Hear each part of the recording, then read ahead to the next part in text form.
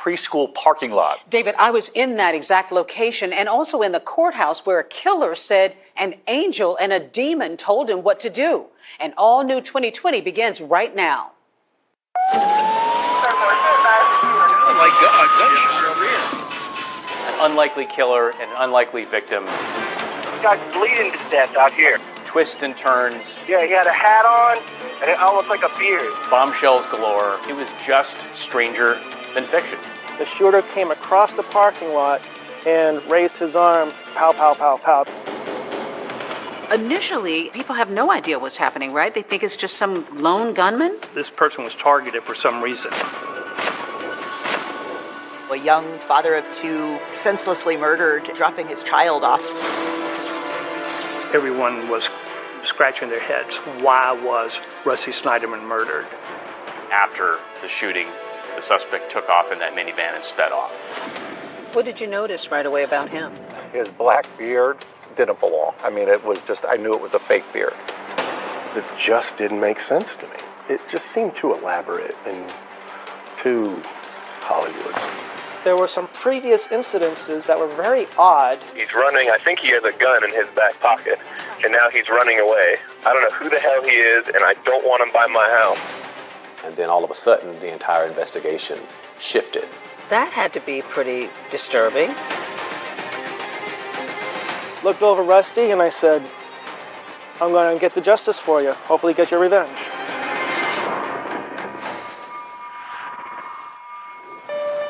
On a clear day with a bird's eye view, you can see all the way to Atlanta.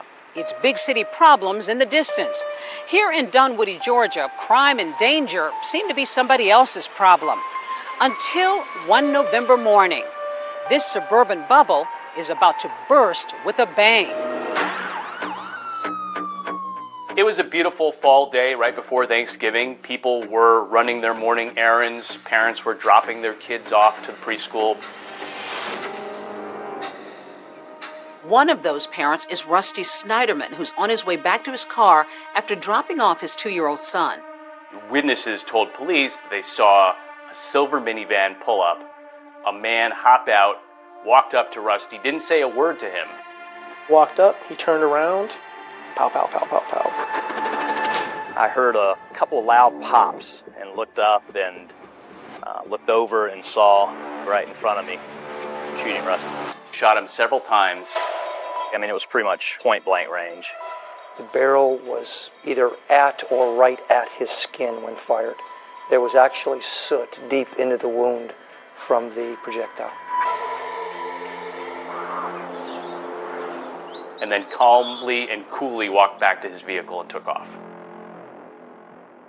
It was almost surreal, the experience. There was no chaos or running or yelling or anything. He just walked back to his van. It didn't look like what I would think a murder would be.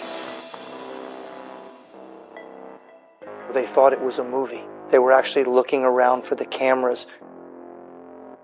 Everybody thinks they know what they would do. You don't. Somebody's been shot and killed. Which way did it go? He headed east, Mount Vernon. Mount Vernon Road? Yeah, he had a hat on and it almost like a beard. Was he black, white, Hispanic? I can't tell. He might have been. It came over radio that there was a shooting. There was one person down, unknown status, and we all just went. Oh my God, gunshot over here. Somebody records a video. A doctor who happens to be nearby performs CPR, and a teacher grabs the children to get them out of harm's way. There were a lot of witnesses to this shooting.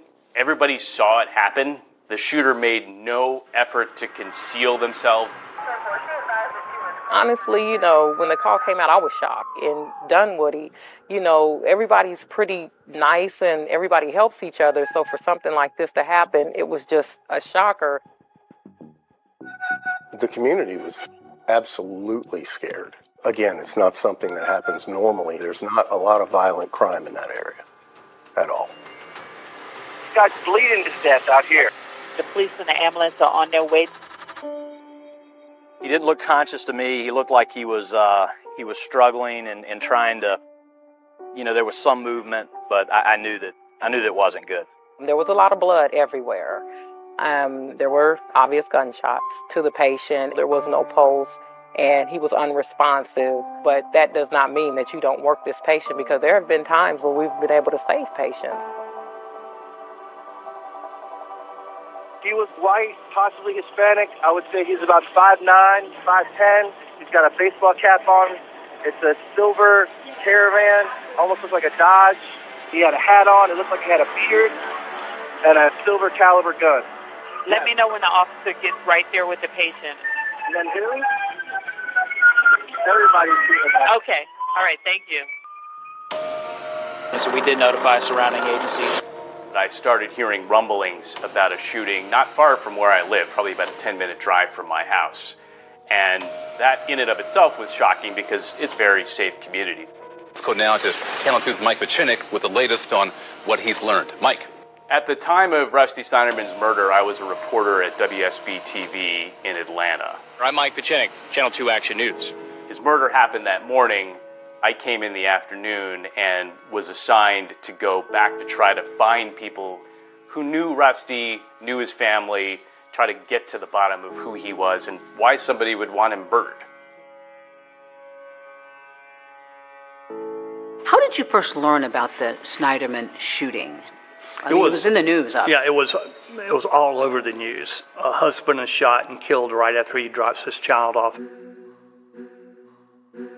This shooting has shaken the school and the community to its core. The last thing you think about is dropping off your child at school and something like this happened. It's very, very, very, very scary to happen.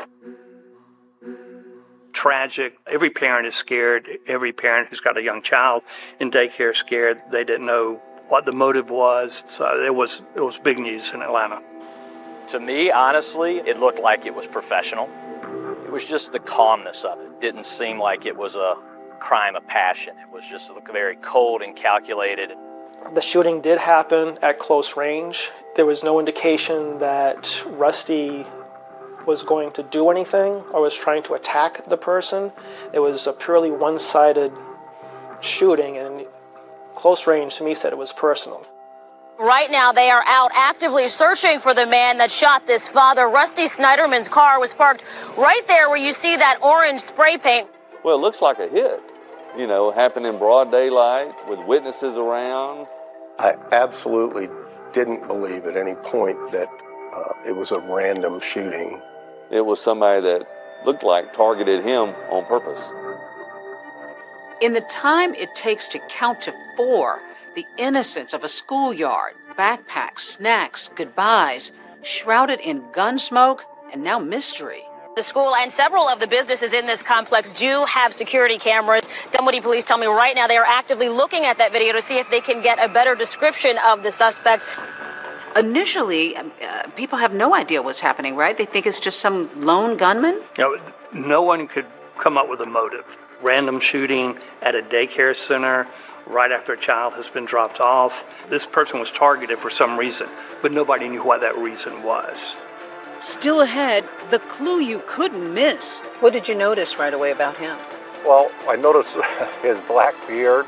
The gunman's less than brilliant disguise. Didn't belong. I mean, it was just, I knew it was a fake beard.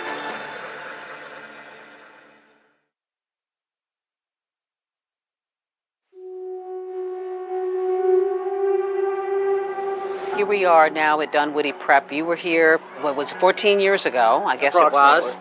Former Detective Andrew Thompson takes me back to the scene of the crime just outside Atlanta. You think the shooter was parked over here? Yeah, witnesses had the shooter park over here.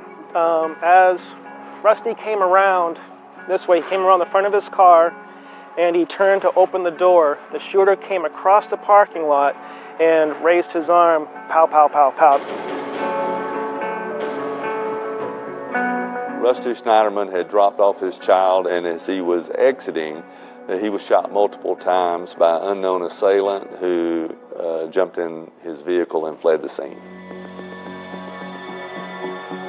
This was a huge case in Atlanta, and especially since it happened in the parking lot of a preschool, you know, a young father of 2 senselessly murdered, dropping his child off. Just shocked that happened here. This shooting has shaken the school and the community to its core. I was just in disbelief. You know, you never expect murder to step into your life, and particularly somebody like Rusty. I not only didn't know of any enemies that Rusty had, I couldn't imagine him having an enemy because he was such a positive person.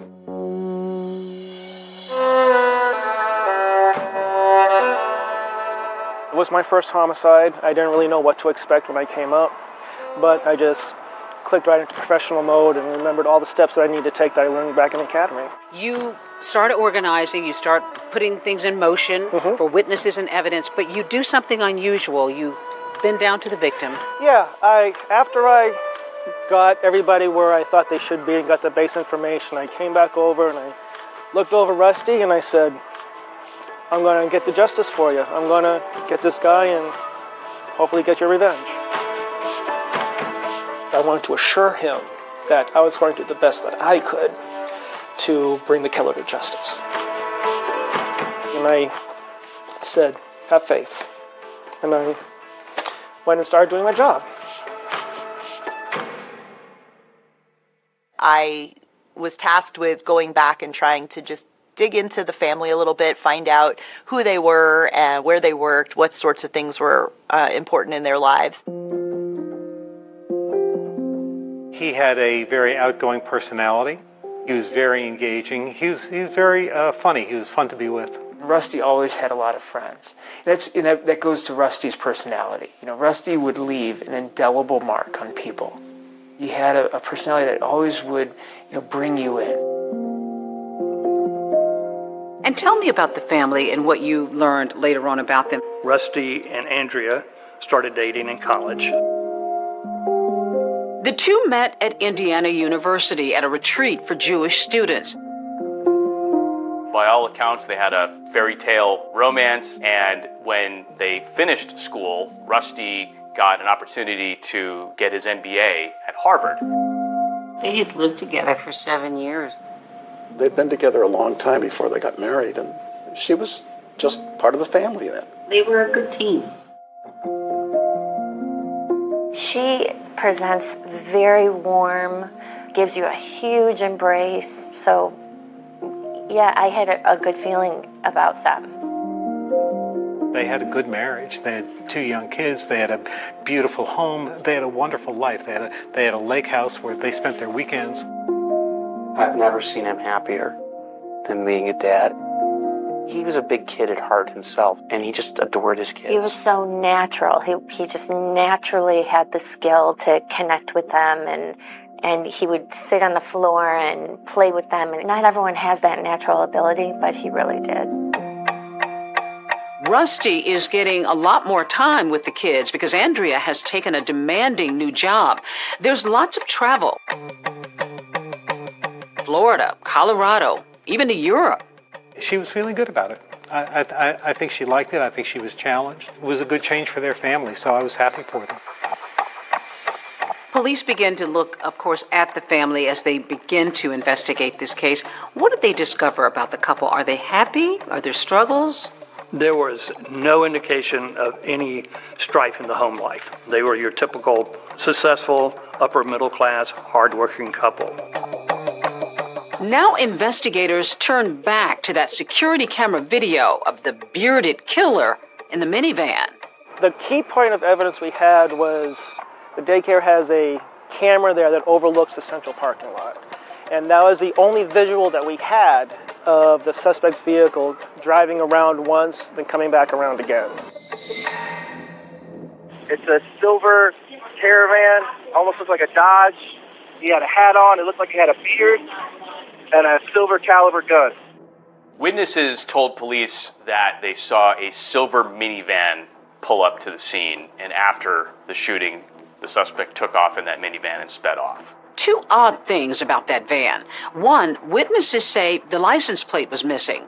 And 2, when detectives rewind, they see that same minivan cruising the parking lot an hour before the shooting. So that morning, you pull in right here? Yeah. Larry Minogue was dropping off his son that morning. It was about an hour before the shooting. As I was pulling into the parking lot, I noticed a van going in front of the building. What did you notice right away about him? Well, I noticed his black beard, and I could tell, as far as how dark it was, that it didn't belong. I mean, it was just, I knew it was a fake beard. Larry says he even scolded the man. I just looked at him and said, you don't belong here. You shouldn't be driving through this part of the parking lot at this hour. Did he acknowledge you? No. Only later that morning does Larry realize that he'd come that close to a killer. I hear it on the radio. And my first thought was, oh my gosh, I think I saw that person. That had to be pretty disturbing. Well, it was, and then I just called the Dunwoody Police Department and they said, can you come by? Police release a sketch based on Larry's description. It's shown everywhere. The thing that really struck me was they all noted that this was a really strange-looking beard on the suspect and that it looked fake. Some people described it like an Abraham Lincoln beard. Yeah, he had a hat on and it almost like a beard. A manhunt now underway for the bearded killer. And why was Rusty Snyderman calling 911 just a week before his murder? Was there an earlier attempt on his life? He's running. I think he has a gun in his back pocket, and now he's running away. I don't know who the hell he is, and I don't want him by my house.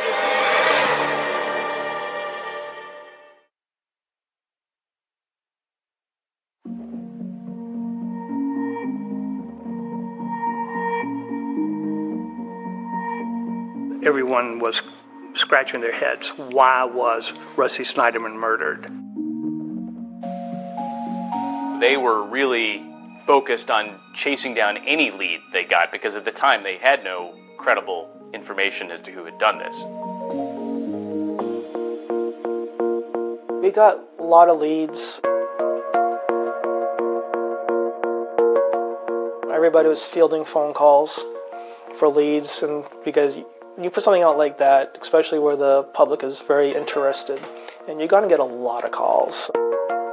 In fact, a detective from across the country calls to compare notes about his case involving the murder of a Jewish woman just 2 days before Rusty's killing. One of the most prominent publicists to the stars, Ronnie Chasen, was murdered, shot behind the wheel of her Mercedes in Beverly Hills. Investigators are working on the theory that this was a planned attack. The detective from Beverly Hills, California, gave me a call, and he was working a case that also involved people from the Jewish community. And he thought it was worthwhile for him to give me a call to see if there might have been a connection. I know I got a call from the sheriff of a local county, Putnam County, that had a couple that was killed at their lake house. And so he called to see if there was some kind of connection. Of course, there was no connection. So it does bring out a lot of those kind of maybe similar cases that people are, searching for a lead on their case. Then there's the tip from a woman so convinced she spotted the man in the sketch that she follows him. When police put out the picture of the minivan and the composite sketch of the shooter, a woman at a nearby grocery store thought she saw the killer and started taking pictures to try to help police catch this person. According to police, the woman tails the man into the store and back out into the parking lot, secretly snapping photos with her phone. And as it turned out, it was not the killer. He had an airtight alibi.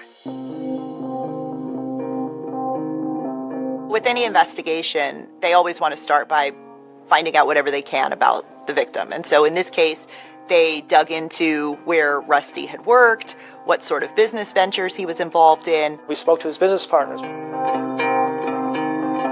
Some detectives thought the murder looked like the work of a hitman, a murder for hire, possibly related to one of Rusty's past jobs. We also looked into his wealth management job that he had briefly. That was could be a great indicator as to a motive for it. If you're a multimillionaire and you end up losing millions of dollars, that could really flip a switch in somebody and want to get revenge on you. Police quickly realized that this was not a business deal gone bad. They had no evidence to show that Rusty owed anybody money or that he had mishandled anybody's finances, so they pretty much put that to bed. It just didn't make sense to me. It just seemed too elaborate and too Hollywood. if you know. And Rusty's not the kind of guy that's going to get in any kind of trouble. No criminal history, no anything. Then this puzzling revelation. In the weeks before he was killed, Rusty Snyderman had called the police for help, not once, but twice. If they can have emergency 911, what's the address of the emergency? There were some previous incidences that were very odd. About a month before Rusty Snyderman was killed, something strange happened at his house. My garage door suddenly opened. We're concerned there may be somebody in the garage or in the house. My wife and I are both upstairs and my kids are in bed. They were panicking a little bit that somebody was trying to break into the house. Okay, relax. There's nothing to freak out about. The police are here, Andrea. Then, about a week before his murder, Rusty calls 911 again. This time, it's more serious. There was another incident where Rusty was starting to leave his home to go about his day, and he saw somebody behind his air conditioner on the side of his house. And he notices a gentleman laying down beside his house. When he confronted the guy ran away down towards the end of the cul-de-sac. He's running. I think he has a gun in his back pocket, and now he's running away. I don't know who the hell he is, and I don't want him by my house. In the middle of that call, you can hear Rusty pausing to attend to his son. I know, bud. I didn't get your water bottle. I'm sorry. He was wearing a hat and earmuffs, black mustache. Odd, sure, but a lot of people own guns, and so that's not a direct indicator that the person was looking to kill Rusty. Police respond to both calls and investigate, but no arrests are made. It's another clue as part of our investigation, trying to determine, is that related to the fact that he was shot, or is it unrelated? You know, we don't know at that particular point in time. About a month after the murder, investigators catch a break, uncovering the biggest clue in this entire investigation. A 4,000-pound clue, essentially. Yeah. That was probably the biggest clue they had in terms of figuring out who did this. And that's, probably, as far as leads go, our top leads. And then all of a sudden, the entire investigation shifted. When they hit on that ended up being a goldmine for them.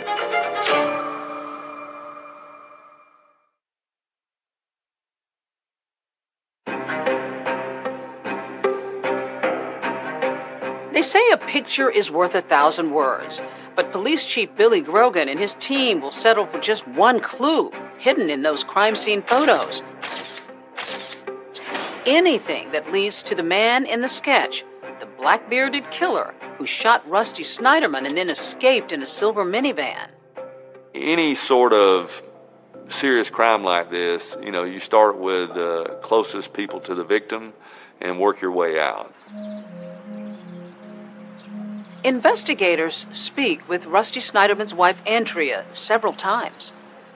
Do you know anybody that drives a silver minivan? No, I don't know anyone else that owns a silver minivan. When they begin looking into this case, police talk to Andrea. What do they learn from her? Andrea is totally baffled. She doesn't know who would kill her husband, why her husband would be killed. She's very distraught. So the day after the shooting, Detective Thompson is asking Andrea to try to think of anybody who would have done this. Maybe an enemy of her husband? Somebody with a romantic interest in her? Has there been anybody recently, when I say recently, within the past year, that has expressed an interest in you? Yes. Who? My boss. Your boss? Yes. Andrea says her boss had made a pass at her and that she turned him down, and that was that. This is not an individual that would do something like this. In a follow-up interview the next week, Detective Thompson wants more details. Let's talk about your boss. Okay.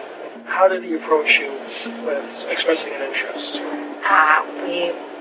We travel for business together, and we were at dinner, and he said, he thinks I'm fantastic, would love to have a relationship with me, but knows that that's probably unlikely, and That was sort of, I mean... So it was a very polite... Very. Come on. He really respected me as a person. Andrea tells him that she and her boss remained on good terms, that they continued to work closely together. We're close friends, he and I. Even once he said that, and I said no, I mean, we work together a lot, travel together a lot. I enjoy I admire him as a professional. I enjoy learning from him. As for the idea of her husband cheating on her, according to Andrea, it was laughable. He doesn't have time to go to the bathroom, let alone have an affair. And he loved me so much and made that clear 1,000,000 times a day. So I laugh because it's so absurd. It's absurdly ridiculous. Detectives now turn back to those ghostly security camera images, the killer's minivan. There's surveillance video that reveals a silver minivan. Yes. A 4,000-pound clue, essentially. Yeah. The van was the only solid evidence I had of the suspect. I looked at that video so many hours on so many days on my computer just trying to find the fingerprint on that van that'll make it stand out. How did they go about tracking down this van? Well, we called the manufacturers of just about every minivan that was, looked similar. First I went to Ford, I went to Dodge, I went to Honda. The last one I went to, which was a recommendation from one of our patrol officers, was Kia. But, I hadn't thought about Kia. So I went to the Kia dealership. It was a 2011 Kia Sedona minivan. The 2011 model of that Kia Sedona minivan had only recently become available. There was right around 1,000 or so in the entire country. So that was a relief. And it gets better. The number of 2011 Kia Sedonas sold in Georgia at the time is just a lucky 13. We're calling every single person that owned one of these vans that is registered to. Everybody has an alibi. Nobody's in Atlanta. Nobody's in Dunwoody. So detectives go back to that videotape. They get it enhanced, and they play it on a big screen TV. And the first time I played it, the first time I saw this were 2 stickers on the front windshield that were offset from each other. That was my fingerprint. So now I had to figure out, what the hell are those stickers? And there was a sticker in the window, and it looked like it possibly could be from a rental vehicle. Turns out that Kia Sedonas were a very popular enterprise rental vehicle. And so when they hit on that ended up being a goldmine for them. So it was this particular rental car company that had this specific vehicle in their fleet. This leads to another important discovery. By chance, the barcode stickers on the suspect's van had been applied incorrectly. They were offset differently than stickers on other enterprise vehicles. So they ended up getting the list of all of the 2011 Kia Sedona minivans that were rented on that date and the names of all of the people who had them rented. When they went to the actual locations to look at them, they were able to figure out which van it was based on those stickers because they weren't properly placed. They were like ever so slightly off instead of being parallel across the windshield. I asked my rental car company contact, hey, when you have this year, make, model vehicle come into any of your lots, let me know. He said, absolutely. And he gave me a call one day, hey, we have a vehicle that might be what you're looking for up in this lot in North Georgia. Detectives find the windshield stickers match those on the van at the crime scene. And then, bingo. A search of the minivan turns up synthetic hairs, just like those from a costume beard. Beard fiber would be good evidence because we had several witnesses who said it looked like the suspect was wearing a fake beard. Police now have the getaway car driven by Rusty Snyderman's killer. And better, they have the name of the person who rented the vehicle. A man by the name of Hemi Newman. Who had the van on that day? Hemi Newman. I think we found our guy. Don't know why yet, but we found our guy. Detectives now have their suspect right where they want him, in their interrogation room. It's as if I'm a suspect. And you're a suspect. Are you a suspect?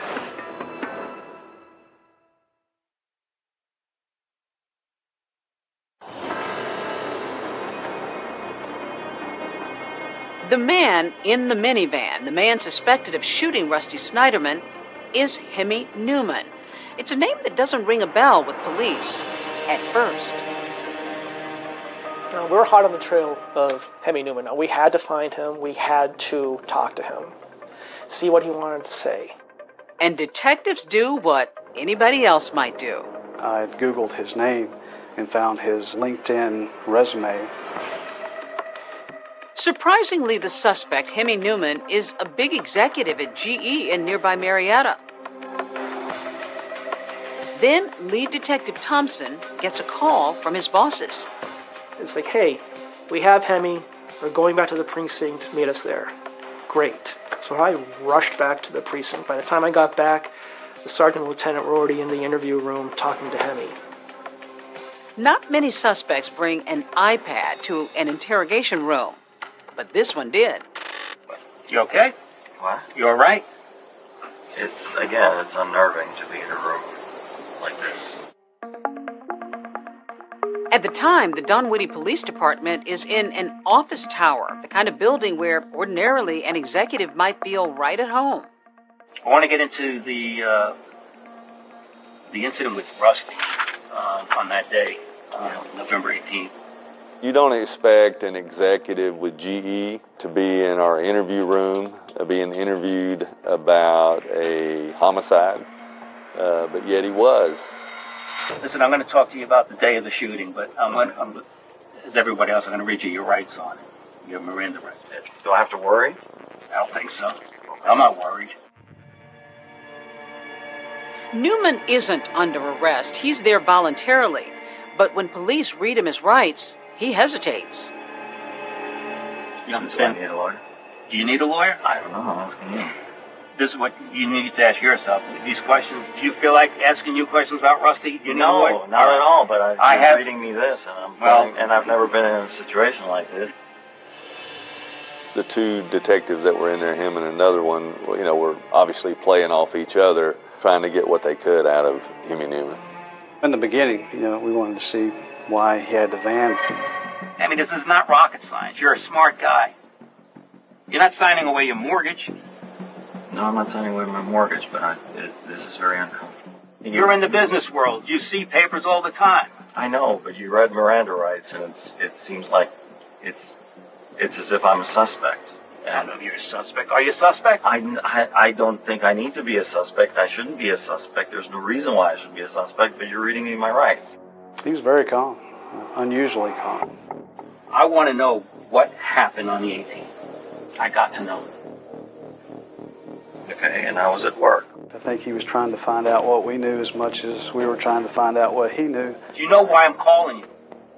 For help. I know. So you answered my call. Back. Right, to help. Okay. But and getting rid of your Miranda rights isn't help. It's saying we can hold anything against you, and I don't know. Initially, it's, gathering a lot of information, but then it gets into the whole crux of the matter, and, he's not admitting anything, denying it. Hemi, this is what we got. We got that van on video the day Rusty shot. And I swear, the more I look at you, the more I see the person inside that van. I'm giving you every opportunity, man. I don't think things should have happened that way. You've got a heart and you've got a soul, man. You're not a criminal. Things just go wrong. Executives are used to long meetings, but not like this one. A tiny room, one table, two detectives, a fuzzy video camera. It goes on for 5 hours. You're here because that van was there. We know where. It was over there where Rusty got shot. Listen, look at me and don't doubt me. I'm telling you what happened. You got to admit to yourself what happened with that van. I'm telling you, you were there when Rusty got shot. Now, Hemi, you were there. I know you were. Hemi. How do you know I was there? Because it's on video. That van is on the video. The van was there. I've got it on video.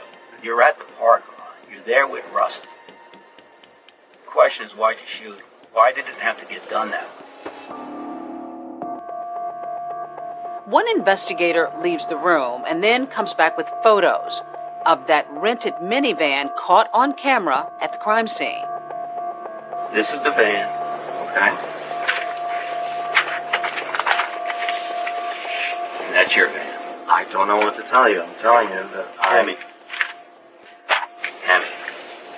look me. I'm not there. As the interview went on, he was looking more and more guilty. You're telling me you didn't do this? Hemi. I Hemi Newman admits that he had rented a 2011 Kia Sedona on November 18th, but he denies that he drove it to the daycare and murdered Rusty Snyderman. Are you prepared to tell me now you're not the guy? Because you haven't said that yet. All afternoon, you have not said, I did not damn do it. You sit here and crowd me. You come up with all this stuff. You're accusing me of something, and it was obvious from the beginning because I knew you guys were talking about the car that you're somehow implicating me in this whole thing. Newman says he's got an alibi, that he was at work at GE the morning Rusty was murdered. But investigators aren't buying it. At that point, we had all the evidence we needed to place him in the minivan, say that nobody else drove the minivan. I went out and got the arrest warrant for Hemi Newman. Go ahead and stand up for me. You've been explained to what's taking place tonight. You've been placed under arrest for the murder of Mr. Snyderman. Yes.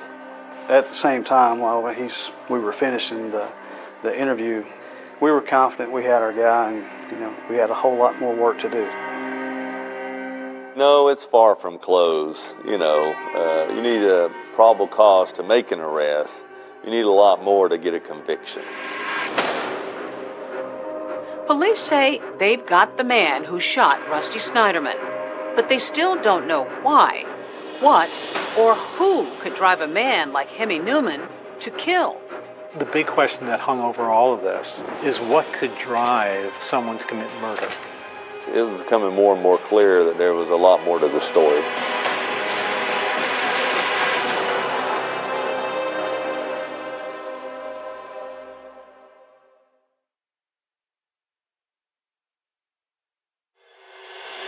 You've been placed under arrest for the murder of Mr. Snyderman. Why would a late 50s executive wake up one day and kill somebody? Put a wig on and gun somebody down in a parking lot? A young father of two, senselessly murdered, dropping his child off. This was national attention. You come back to a case that now is swarming. This is what he did! The man wanted someone else's wife, so he killed her husband. The plan included me being there for Andrea after the fact. He got caught, and all of a sudden he's insane. I see dead people. They're telling me to kill people.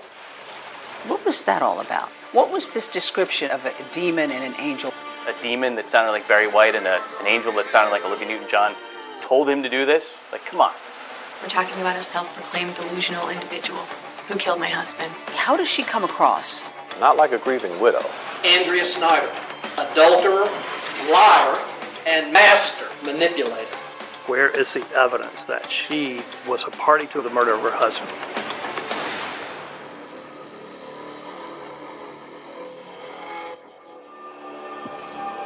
When investigators arrest Hemi Newman for gunning down Rusty Snyderman in this parking lot, the question so many are asking is why would a GE executive want to murder a father of two. He got shot for one of three: greed, revenge, or lust. Detectives think they've got their person, but they're searching for which of these age-old motives may have driven Hemi Newman to kill. And they discovered a curious connection between him and Rusty Snyderman's wife, Andrea. What's your relationship with Andrea? Andrea and I are friends. Hemi Newman was Andrea Snyderman's boss. That same boss that Andrea had mentioned to investigators. How did he approach you with expressing an interest?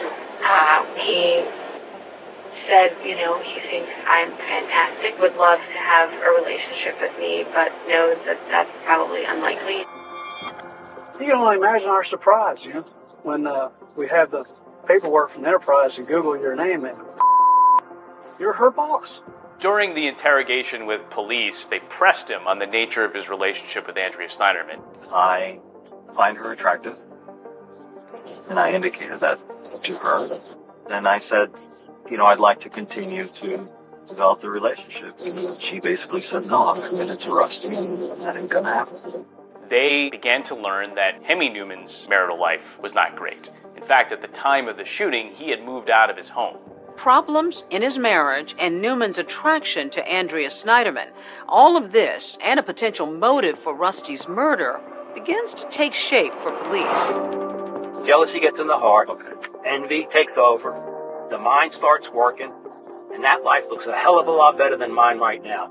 Hemi Newman may have confessed to his feelings for Andrea Snyderman, but when it comes to a confession about his connection to the shooting, that's a different story.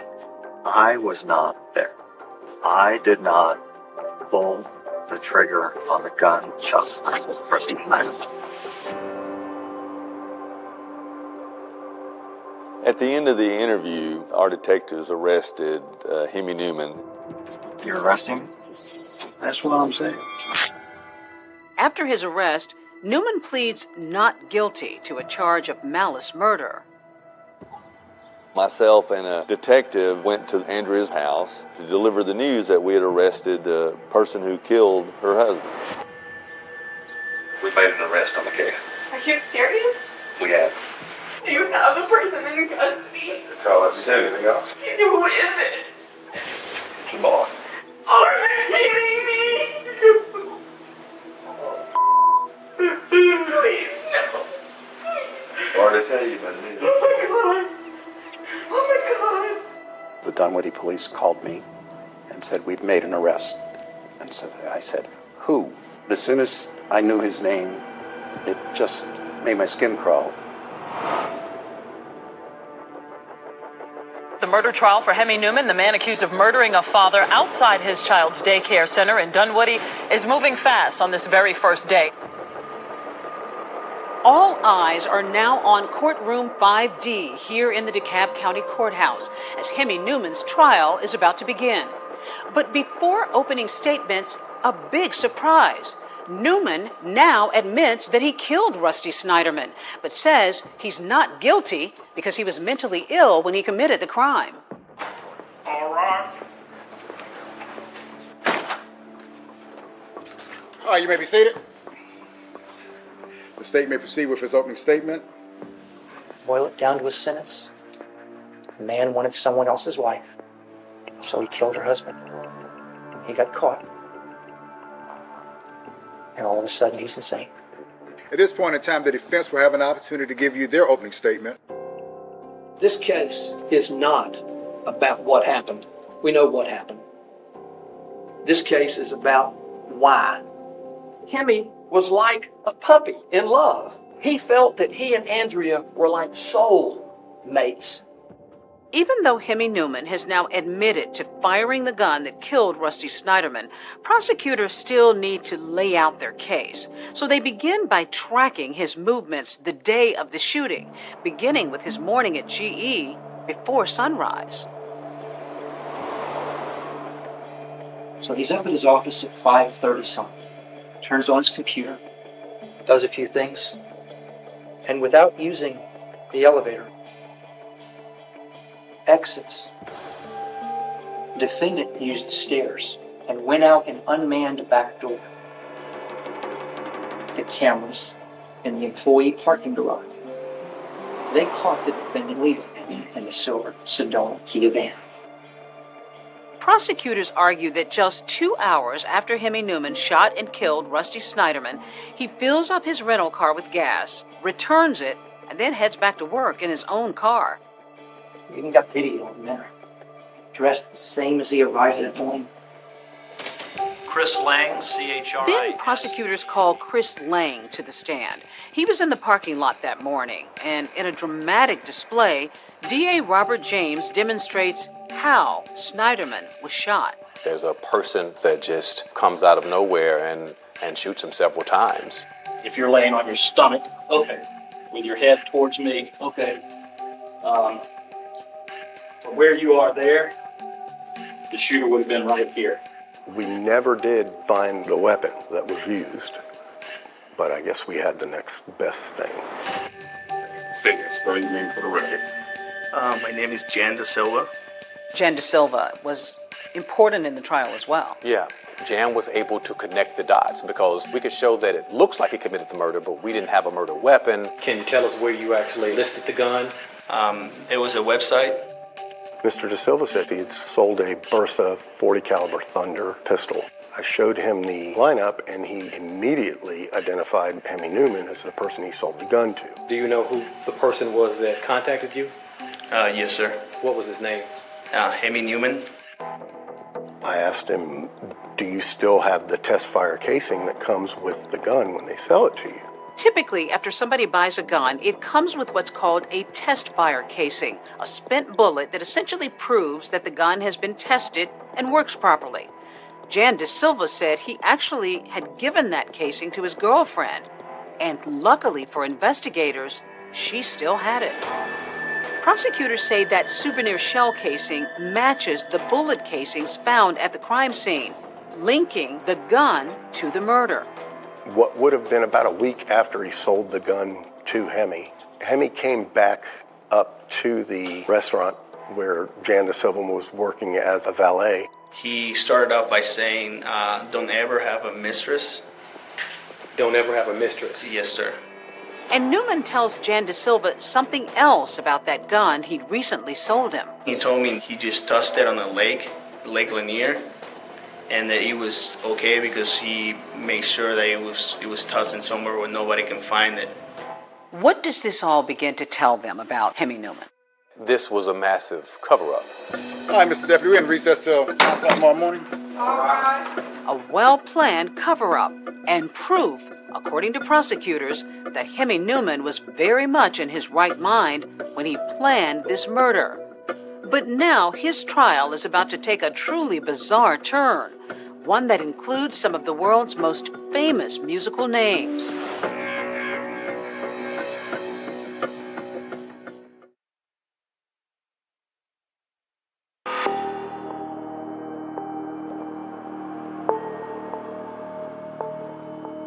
Now to the latest twist in the so-called daycare murder trial. A Georgia man accused of gunning down his romantic rival.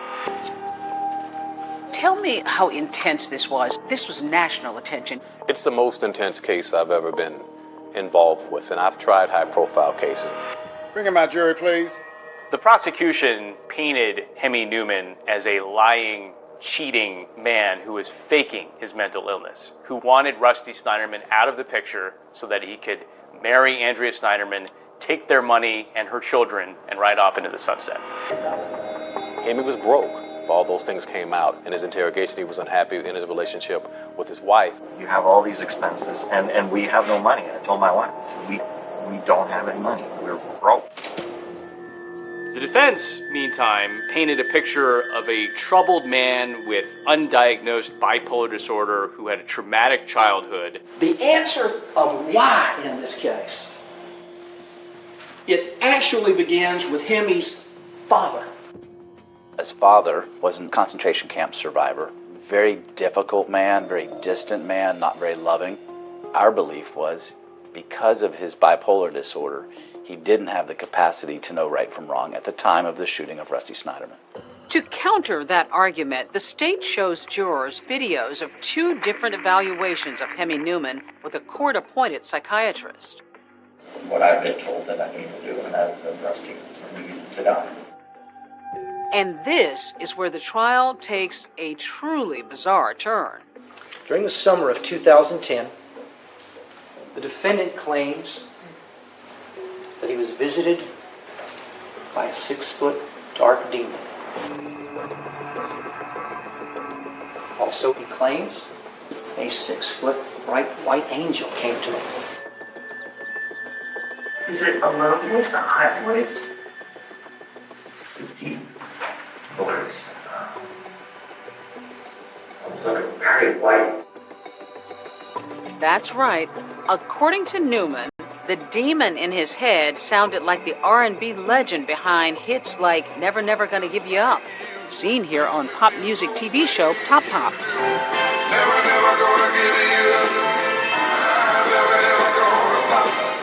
Then there's the voice of the angel.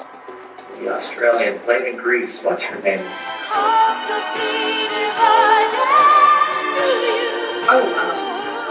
Yes.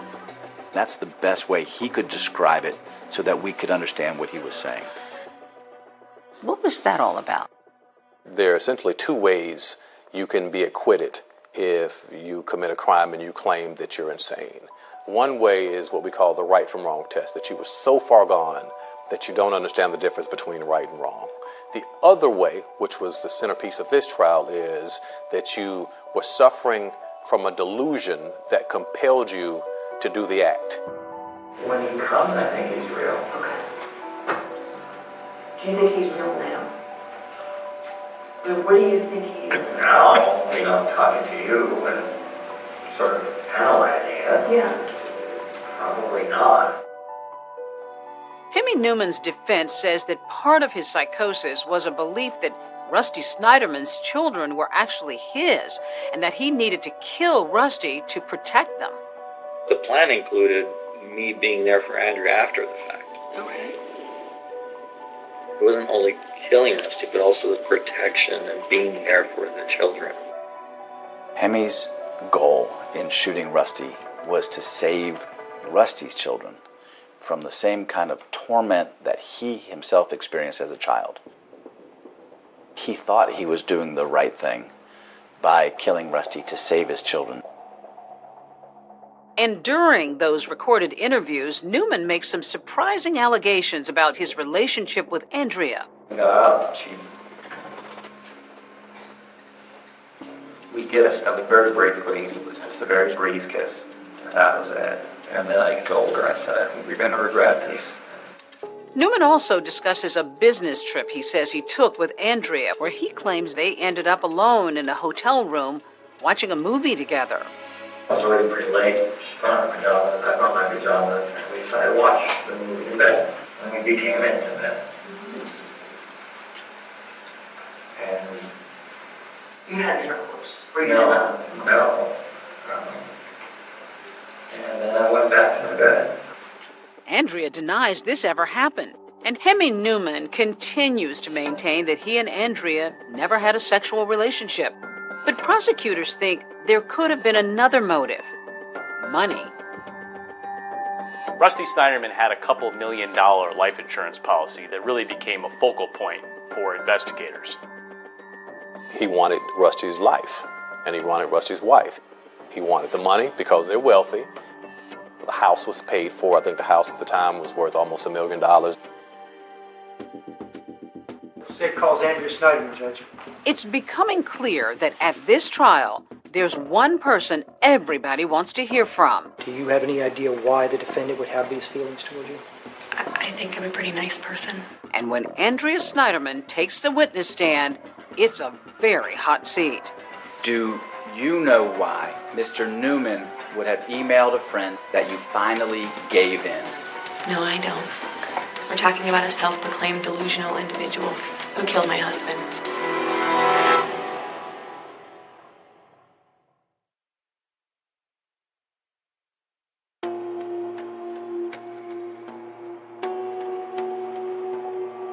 More than 70 people would testify in Hemi Newman's trial, but the star witness undeniably is Rusty Snyderman's widow, Andrea. Once she takes her seat here, things quickly turn hostile. State calls Andrea Snyderman, Judge. Did the defendant ever express his feelings for you? Yes. Do you have any idea why the defendant would have these feelings toward you? I think I'm a pretty nice person. I'm a very caring person. Were you and the defendant romantically involved? No. But for the next 2 days, the nature of Andrea Snyderman's relationship with her boss takes center stage at trial. Prosecutors going over details about their business trips together, reading from some very unbusiness-like emails between them. It's about how you felt when we looked at the stars in Tahoe, when we woke up Friday morning in Denver, when we walked out of the restaurant on Thursday, when you took my hand and nestled your head on my shoulder. Okay. Okay? Yeah. Did that happen? Did what happen? Did you wake up together in Denver, in Tahoe? No. Even so, Andrea testifies that when she and her boss traveled together, she allowed him into her hotel rooms 2 times. But she says that was before she realized Newman was stalking her. Did he stalk you from inside your own room? Stalking can take on many different meanings. So that's a yes. He was there to spend time with me. In your Evidently. room. In your room. Yeah, he did not share a room with me. Was he in my room? He might have been for a little while, but didn't share a room with me. And whether Andrea recognized it or not, it seemed that Newman's behavior was becoming more and more unpredictable. Remember that 911 call Rusty made to police about a strange man lurking outside his home? I don't know who the hell he is, and I don't want him by my house. Turns out that was Hemi Newman, an admission he eventually made during one of his mental health evaluations. I told Hemi, I told like 6 other people also what happened on the side of my house, because it was bizarre and scary. Normally, when you're called as a prosecution witness, you're there to help their case. They treat you nicely. They treated her as a hostile witness from the get-go. I had no choice but to continue my career and my job. Andrea Snyderman was defiant because both sides were coming at her, full bore. The stalker that you've now testified about, you picked him up at the airport. Yeah, You flew home with him. that's correct. You changed seats to sit next to him. That's how we always traveled. In one of the emails, she talks to Hemi about feeling like she's betrayed her family and expressing remorse over actions. I turn to the second page of that email. Yep. Hemi Newman says, please never forget how much I love you. And how did you respond? I know, but so do other people. I betrayed them all. I'm not sure how to deal with that for now, but my burden, not yours. What happened in Greenville, man? We were holding each other's hands, and that's it. It may sound worse than it is, but to me, that was a betrayal. So you're repenting in the email, at least, from holding his hand. Yep. She was pushing back on these allegations, and she wanted people to know unequivocally, I had nothing to do with this, I didn't have an affair, I didn't betray my husband, certainly didn't want him dead. Do you know why Mr. Newman would have emailed a friend that you finally gave in? No, I don't. We're talking about a self-proclaimed delusional individual who killed my husband. No, I don't question anything that he sent to anyone. Here you have this widow of the victim adamantly saying that something did not happen, and yet both sides, the attorneys, were arguing that it did. One witness after another takes the stand to testify about what they claim was the nature of the relationship between Hemi Newman and Andrea Snyderman. The jury even hears from a bartender in South Carolina who recalls serving the pair. What stood out most was that he kept spinning her around to the salsa music. I know at one point she kind of was dancing for him. He pulled her back, groped her. They were groping each other, I know, because I kind of turned away. At any time did you see the parties kiss? Yes, I did. How many times did they kiss? I would say about 3 times. Andrea is also asked about this trip, but says she remembers certain details differently. We had some drinks at the bar, maybe 1, 2. Did you dance? I got onto the dance floor myself. Did you dance with the defendant? He came to join, and there was a time where he reached out his hand and twirled me around, and that's it. Well, did you kiss him or did he kiss you? No. No. Looking at her testimony, it was sort of hard to remember who was on trial. Yeah. Whether it was Andrea Snyderman or Hemi Newman. Yeah. You all went after her, and the defense went after her. Yes. Yeah. We had to, because we had to establish motive. How does she come across to the jury? Not like a grieving widow. Dishonest, disingenuous, a liar. And there's something else that stands out for prosecutors, something they see as a discrepancy in Andrea's story about the day Rusty was shot. Andrea Snyderman testified she didn't know Rusty had been shot until she got to the hospital. At the time you called Don Snyderman, at that time, did you know what had happened to Rusty? No. Okay. I didn't know what happened to Rusty until I got to the emergency room. Okay. No one told me what happened to Rusty. Rusty's own father and one of her friends testified that she called them to say that Rusty had been shot. She called and said Rusty had been shot. She was so sorry, and that she was going to Dunwoody Prep to find out what had happened. And are you sure that she told you that Rusty had been shot? Yes, sir. She immediately screaming to me that Rusty had been shot, and she didn't know if he was dead or alive, and she was on the way to the hospital. Again, Andrea denies that happened. And that same friend also testified about what she knew about Andrea's relationship with Hemi Newman. Did Andrea admit or deny an affair with her boss at that time after the murder? Denied it. Based on all the time you've known Andrea, based on your observations of her, her mannerisms, when she told you no, did you believe her? No, but my heart really wanted to. And when Citron leaves the stand, there's another unforgettable moment in the courtroom. Andrea went up and hugged her friend, who had just testified that she didn't believe her when she said she wasn't having an affair. So it was very strange. It was so jarring that the attorneys made a motion to have her removed from the courthouse, and the judge obliged and barred her from the rest of the trial. With all the allegations swirling around Andrea Snyderman, the question so many are asking, is the grieving widow on her way to becoming a criminal defendant? It's clear to me that Andrea is covered in Rusty's blood. Everybody was wondering, what's next with Andrea?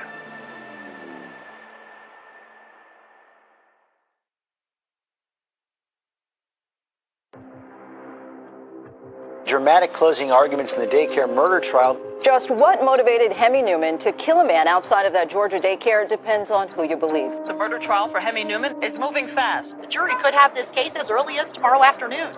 As prosecutors and defense lawyers begin final arguments in the case against Hemi Newman, the two sides have one thing in common. Their scathing accusations against Andrea Snyderman. Both sides claimed that she was an evil woman who played a role in her husband's death. Either the angel and the demon were talking to Hemi and telling Hemi to kill Rusty, or the demon that he was cheating with. The gun, in this case, was in Hemi's hand. But the trigger, I respectfully suggest, was pulled by Andrea Snyderman. You had the defense team saying that she knew full well that Hemi Newman had mental illness, and she was sort of pushing him to do this. Even if she didn't expressly say, go kill my husband, her actions led him to do that. Adulterer, liar, and master manipulator. They were laying it all at her feet. Yes. Our theories were very, very close. They were saying she led him all the way up to it, but didn't necessarily plan it. And we were saying, yeah, she was the motive for it, but we believe she perhaps had something to do with it as well. Hemi didn't hide his crime from Andrea because Andrea already knew. As soon as this murder had taken place, she called Hemi Newman. She calls Hemi multiple times. On her way to the hospital, we thought that that was extremely odd behavior. She told everybody that would listen that Rusty's been shot, but yet she wasn't told until she got to that hospital 2 hours later. The only way she would know that is if he told her. Andrea says she called her boss for more innocent reasons, to tell him that something had happened to Rusty and that she'd left the office. Rusty deserved to be treated with some respect and dignity. He did not deserve to be shot down in the street like some stray dog. Robert James was forceful, he was loud, he would point. This is what he did! He was putting on a show, saying, no, he's lying about this mental illness. This was an affair. They both wanted him out of the picture. They would have us believe that he's insane because he's having a good time at the club. And Andrea's doing this dance for him, and she's, and they're groping, and they're grinding, and they're getting it on, and they're kissing and hugging. He's having an affair. He's about to go back to the room and do the horizontal mumbo. What man in America wouldn't be like, whoa, I'm about to have sex. It's great. Of course he's having a good time. If that makes him insane, then half the men walking down the street are insane. Nobody is insane that plans a murder this way in the cover-up. He knew he was wrong, and that makes him guilty, that makes him guilty, that makes him guilty all day, every day, because he is sane and he knew the difference between right and wrong. Any minute now, Judge Gregory Adams should bring the jury in for that verdict. There was never any question that he was going to be found guilty of something because he admitted to shooting Rusty Snyderman. The question was, would he be found guilty but mentally ill or not guilty by reason of insanity? Would he be sentenced to prison or to a mental hospital? Deputy Moore, bring in the jury. After deliberating for 8 hours, the jury is back with a verdict. We, the jury, find the defendant as to count 1, guilty beyond a reasonable doubt. We were devastated because he still goes into the prison system instead of a mental hospital. Just come up here, Mr. Newman. He had not testified at trial, and I think he wanted to be heard. Your Honor, I prepared this statement to express my sense of loss for the death of Rusty Snyderman. I'm so sorry for their loss. He apologized to his own, family, his children. It is also a tragedy for countless family and friends who saw a person they loved, admired, and respected, who saw him arrested and shamed.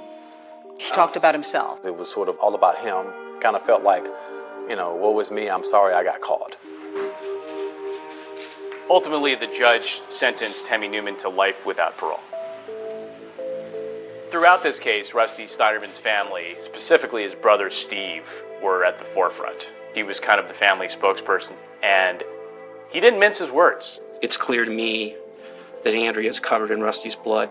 We'll have no peace until everyone involved in Rusty's death is held accountable for their actions.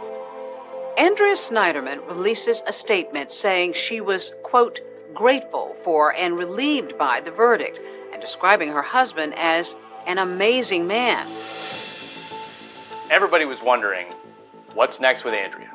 She took the stand in that bombastic way. Everybody thought that she had something to do with this. The question was, would police and prosecutors go after her? And about 5 months later, we got our answer. Good afternoon, everyone. I'm Jovita Moore. I'm Justin Farmer, and officers arrested Andrea Snyderman today at her family's home in Putnam County. As soon as that indictment came down, those marshals pulled Andrea Snyderman out of her parents' lake house and hauled her off to jail. She is facing charges, including the murder of her husband, Rusty Snyderman. In layman's terms, if you help, you can be charged like the person that did it. After Andrea's arrest, the jury foreperson in Hemi Newman's trial speaks out. She was very angry when she was on the stand, and I thought, there's something. She really is hiding something here. We don't know how she's involved, but she's involved. And we need to know, how can we have any peace when we don't know the truth? But what can the prosecution prove? Lies throughout the investigation and throughout the trial. Then a bombshell development in Andrea's case before her trial even begins.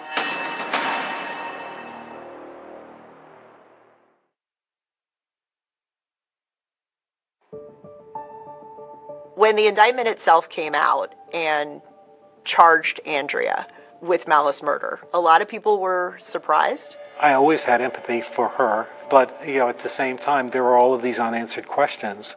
And so, those unanswered questions you want answers to. You hit her with an array of charges. Correct. We charged her with murder, obstruction, false statements, perjury. Are you thinking that you're going to be able to put her behind bars for possibly life as well? Yeah. I have some very strong circumstantial evidence, right? She's calling the murderer, who she happens to be having an affair with, moments after she finds out that her husband is shot. And then the night before the murder, there was a search on the computer for death benefits. The question is, do we have enough evidence that we can go from she probably had something to do with it to she did have something to do with it? Where is the evidence that she was a party to the murder of her husband? All you have is that she may have lied about having an affair. That doesn't mean she had anything to do with her husband being murdered. Indictments are built on solid foundations of evidence, and this one will fall like a pillar of salt. After 3 weeks in jail, Andrea Snyderman is released on bail and pleads not guilty to all charges. Anything you want to say just about how much you're looking forward to seeing your children?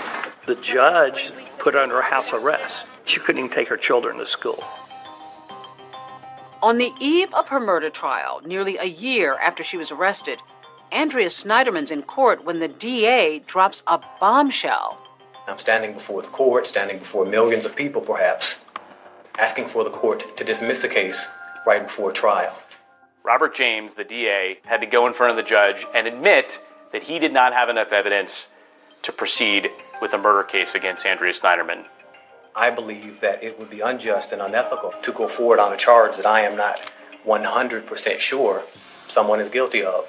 That can't look good for your office, though. Oh, it looked terrible. How hard was that for you, and how often does that happen? It doesn't happen very often. If you say that the prosecutor is a minister of justice, then you have to own that it's not what you know, quite frankly, it's what you can prove.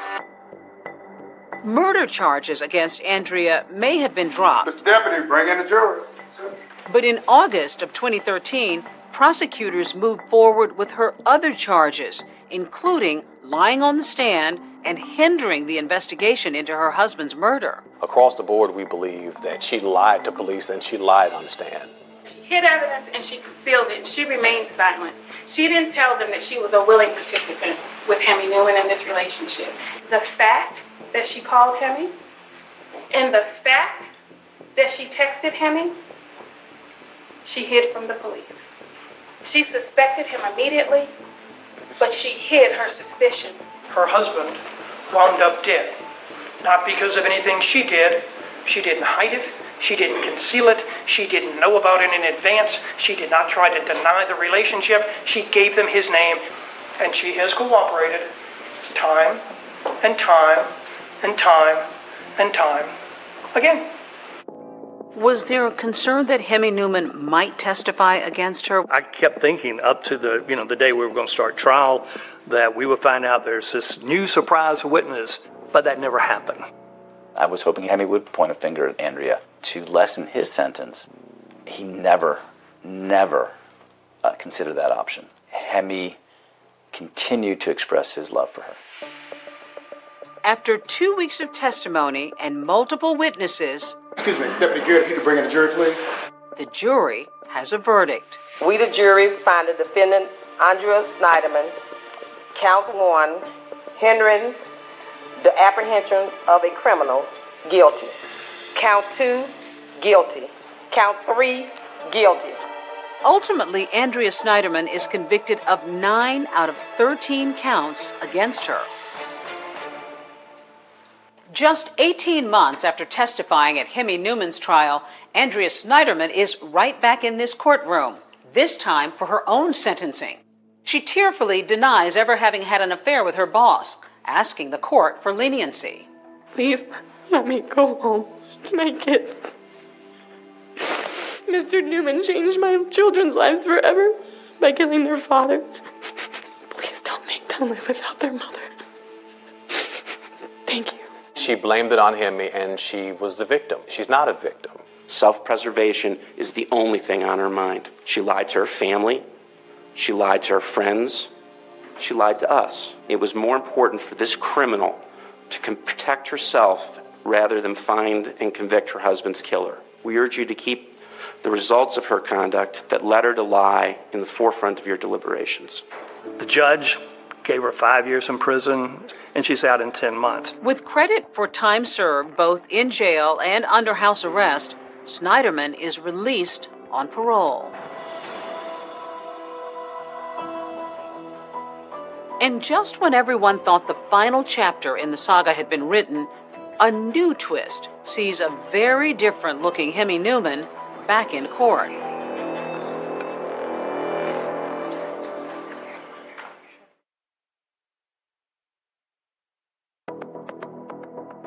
In 2015, nearly 5 years after Rusty Snyderman's murder, Hemi Newman's conviction is thrown out.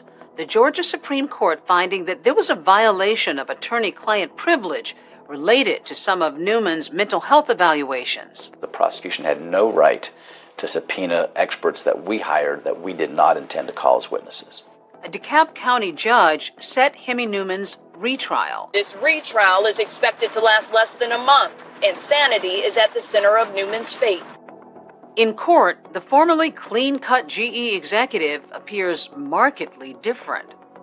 Hemi Newman became Orthodox. So when he showed up to court, he was donning the Orthodox beard, he was wearing a yarmulke. Once again, Newman's defense is arguing that delusions drove him to kill Rusty Snyderman. You will come to the right verdict, and that is that Hemi Newman is not guilty by reason of insanity. The jury doesn't buy it, once again finding Newman guilty and sentencing him to life in prison without parole. Hemi will never get out of prison. He's gonna live his life regretting his actions, regretting that he has no relationship with his own children, regretting that he lost everything. As for Andrea Snyderman, she's out of prison and no longer has a criminal record, thanks to a Georgia law called the First Offender Act that focuses on nonviolent crimes. Even though a jury has found her guilty, when a defendant is sentenced under the First Offender Act, as Andrea was, once you have completed the sentence, you have no record. Andrea Snyderman, wherever she is today, under Georgia law, is not a convicted criminal. So she essentially is a woman who has a clean record. Yes. Once you have served out your sentence, probation included, then, your sins, your crimes are erased from the record. And she wasn't given special treatment. She just wasn't treated any worse than anyone else. It was extremely tragic. There are crazy people out there, and Hemi Newman's one of them. And her path crossed with his, and she will regret it the rest of her life.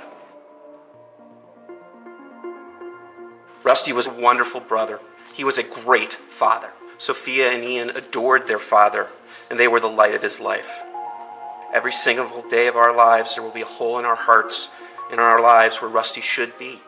The Snyderman family, they really just at the heart of all of it wanted this to be about Rusty and his life and his love for his kids. And I think that was the heartbreaking part of all of this, is that they were just wanting justice for Rusty. In my dreams, he comes waltzing through the door, just like he always did. We miss him. He was the light in our life. He had so much more to offer the world. The world is so much poorer because he's not here.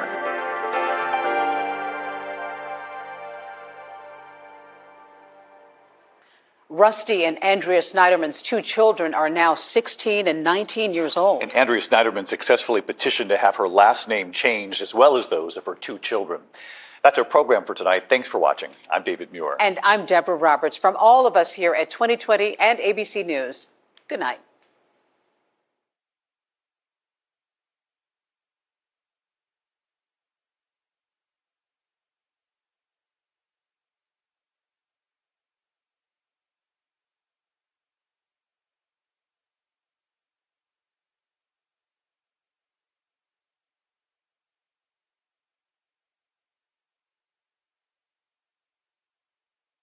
In his very own driveway. But does the evidence to convict someone all come down to a single deleted phone call? A brand new 2020 begins right now. Get the med kit. He's still got a pulse. Who would want Robbie dead? That was the $1 million question. Robbie. He's got a fireman shirt on. I'm in panic. Please save my husband. He's done, dude. Damn it! Oh, God, no. Is he alive? No, he's not. Oh, my God. Robbie Doerr pulls into this driveway. He's ambushed and gunned down. So that's the last image they got, is Robbie laying there dead on the sidewalk. I don't know I know what happened to Rob in my driveway, but I don't know who did it. They've got it all wrong. They're wasting their time. Hey, Andy. Do you know something that we don't? You're pulling into the house after the funeral. Right. Lights and sirens, guns out. Dogs barking. This is what you watch on TV. This you watch this happen to people on TV, not to your family. Is that a normal thing around here that people delete phone calls and messages unless you have something to hide? Exactly. And just when you thought you heard the most shocking part, there was another part coming.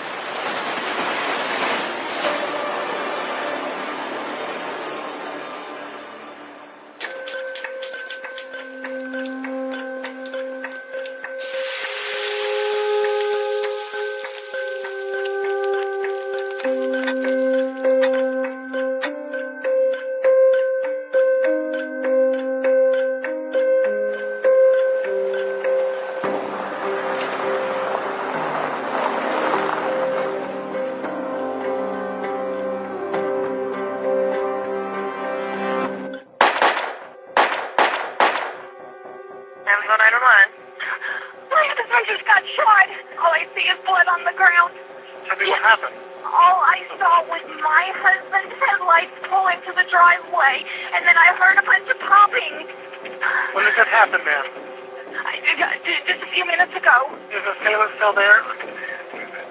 No, I didn't see anybody. Can you describe to me the night of that shooting? I was getting ready to cook pork chops. I had turned the oven on. A few minutes later, I saw the truck lights come into the driveway. Sometimes I would go greet Robbie, and sometimes I didn't. It felt like it was just like a minute later. I hear these popping noises. It almost sounds like fireworks, but not fireworks. Is this your husband? Yes. Okay. I'm in panic because he's breathing. He's alive. Please save my husband. Yeah, his name is Robert Doerr. He's a firefighter. Elizabeth Fox Doerr, also known as Becky, is married to 51-year-old Robbie Doerr. He's a respected veteran firefighter. He's been at the Evansville, Indiana Fire Department for 28 years, works out of Station 1. I'm up here at the intersection at Colorado and Oakley. The body camera footage from the scene is unfolding in real time, and it's particularly raw and graphic. Get the med kit! He's still got a pulse. Gosh. He's starting compressions now. Stay with me, stay with me. Heart's still pumping. Some of Robbie's fellow firefighters arrive at the scene, and they're unaware of what they're walking into. What the f***? I just realized who it is. Robbie! Robbie! Connect electrodes. And some cannot contain their anguish. Robbie! Robbie! He's done, dude. Damn it! Oh, God, no. Oh, damn it! Does he know him? I assume it's a small department, man. He's got a fireman shirt on. Robbie's colleagues, in utter disbelief, are trying to collect themselves. Let's get them up out of here. Hey, man, let's go back this way. Come on. Let's go back. I know, man. I don't want to be rude or disrespectful, but we got to get the fire out of here because that's one of theirs. Evansville police are investigating a deadly shooting. One person was shot and killed here tonight, and police still looking for a suspect. Normally, the media will stage in a certain area. Police officers will chat with us, will tell us a little bit about what's going on. That didn't happen that night, so I knew that this was a big deal. Police say that just after 7 o'clock tonight, they had several calls come in reporting shots fired. They do know who the victim is, but they are not releasing his name just yet. We were just hearing that night that it was a firefighter, and by the amount of firefighters showing up to the scene, kind of confirmed to us this is a first responder. Becky calls her oldest son, Nathan, to come and be by her side. It's my dad. I need to get down there. I understand. You're not going through this crime scene. Okay, well then get my mother down here. Her name is Elizabeth Dorr. Nathan is allowed on the scene, and he calls Becky's youngest son, Taylor, who then was 21, and is living at the house. He was spam texting me, spam calling me, and he was like, you need to get home, and now Rob's been shot. I was like, is he okay? He was like, I don't know, Taylor, get home. Where's my mom? I was probably there like within like a minute or two. I flew down the road. Really didn't feel right. Like I was stunned, I feel like, the whole time. Follow me. Okay, let's go. And we walked up to the house. Still, everything's being investigated. Is he alive? No, he's not. Oh my God. The first thing I did was I called out my mom's name, and I ran over to her, and we just started crying together.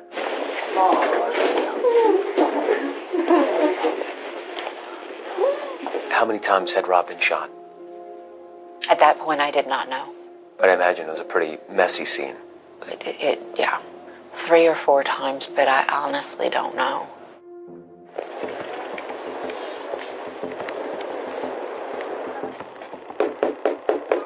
Can I get your name real quick? The first thing you get to a scene, you want to talk to a witness who possibly saw it, and you do a canvass of the area as well. You said you heard about 6 to 8 shots? Yeah. I didn't know if somebody was going around shooting or something, so I turned all my lights off. A gunman could be on the loose, and Becky says she was scared. I was afraid to go out at first because I didn't know if there was somebody out there. You said he doesn't have any enemies. He doesn't have enemies. He's a firefighter. He's a recluse. Whenever he goes to the fire station, he goes to his little room. He stays there until he's needed. The thing is, this is very odd. We can look at all angles of everything. Where's his daughter? She's probably... Is that the daughter? Robbie's adult daughter, Lindsay Griffin, is also notified. Like many others arriving at the scene, she is unprepared for what she's about to see. He was my best friend. All I could think about was I needed to be next to my dad. Like, my dad was alone on that concrete. He didn't have me. I needed to be with him. Who shot him? I have no idea. No. I want my dad. You go out there, okay? Why? You can't. They wouldn't even let me out there with him. As Robbie is lying there, heartbroken family members and colleagues want to be near him, but Evansville police cannot allow their crime scene to be entered. I've already told fire very respectfully that they have to stay outside the tape. The ones that were called to the scene, they all knew Robbie. That's the last image they got, is Robbie laying there dead on the sidewalk. Did the people who treated him actually know him? Oh, yeah.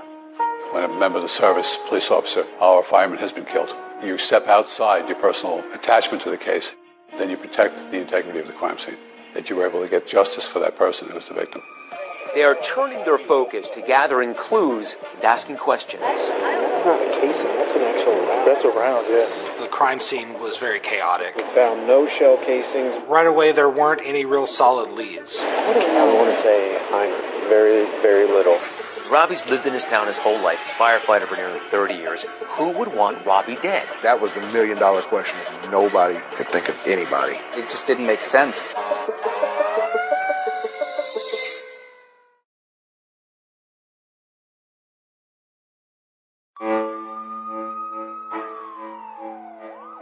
Robbie Dorr was shot and killed outside his Oakley Street home. This is a bad nightmare. Didn't have an enemy in the world. Everybody loved him. Evansville police are still searching for a suspect. They are asking anyone with information, please give them a call. The first step is trying to figure out what happened and the main players involved. The people who live on that street were telling me, I can't believe this happened here. Yes, we do have crime in Evansville, but nothing like this. 51-year-old Robbie Doer was one of Evansville's bravest, a second-generation firefighter who'd served his hometown for nearly 3 decades. And so what did Robbie do? Robbie rode on the back. He enjoyed taking new guys in, showing them the ropes, showing them, what to look for, what to do in a fire. And so when you ride in the back, you get to talk and guide the newer guys. Yes.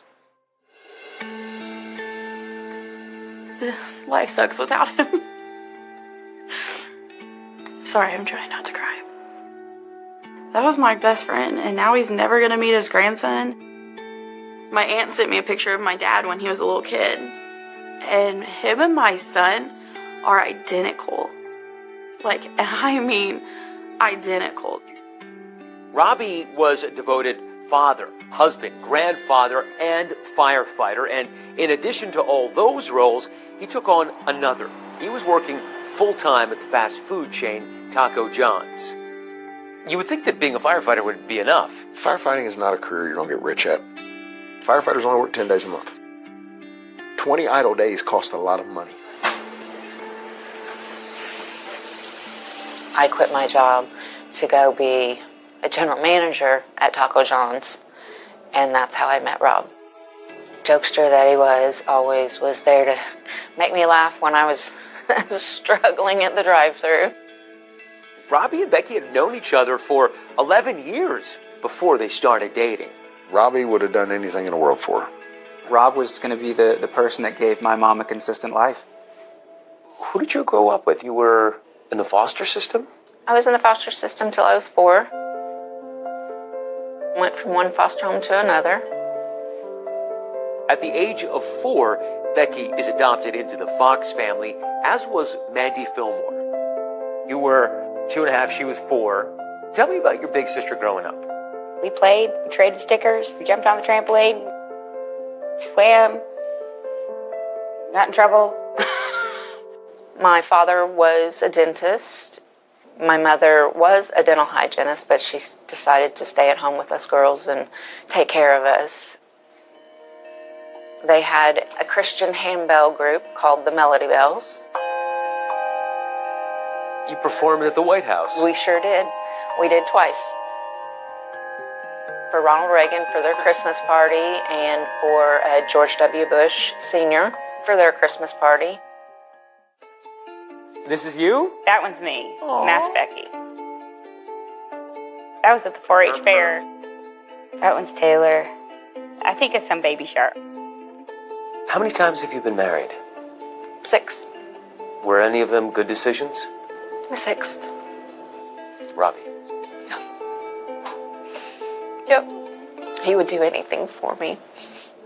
He was my best friend. Rob is a great guy, so I'm thinking, okay, she's done. This is the one. This is the one that's finally going to work. They got engaged, and they planned the wedding about 2 months out. He treated me like nobody had ever treated me before. Our biggest disagreement was he wanted me to quit working. And I wanted to work. But with him working both jobs, when he was off, he didn't want to worry about my schedule. And I'm like, well, but I really would like to work. He goes, well, maybe someday. I'm like, you keep saying that, but, I can work. Robbie was the type of person who always wanted people smiling. He would do whatever he could to make somebody happy. Just kind of a sensitive soul? Yeah. Days after the murder, police spoke with Robbie's friend, Larry Wilt, who outlined how Robbie says he wanted to give Becky everything. Even, Larry worried, to his own detriment. The guy had thousands of dollars in his safe before he got with Becky. All he wanted to do was make Becky happy, and it whatever it costs. She found a car that she had to have. He managed to get that for her. He borrowed money for them to go down to Panama City to get married. Larry says the little things really started adding up for Robbie. Added to his household, so his water went up. His electric went up. Everybody was on his cell phone plan. Everybody's on his cell phone plan? I know Robbie borrowed the money from his dad. Was your dad the kind of person who would get really excited about somebody new and then jump to a proposal and marriage? I mean, you kind of have to think he was single for 10 years. So, I mean, in my eyes, he just wanted to be loved.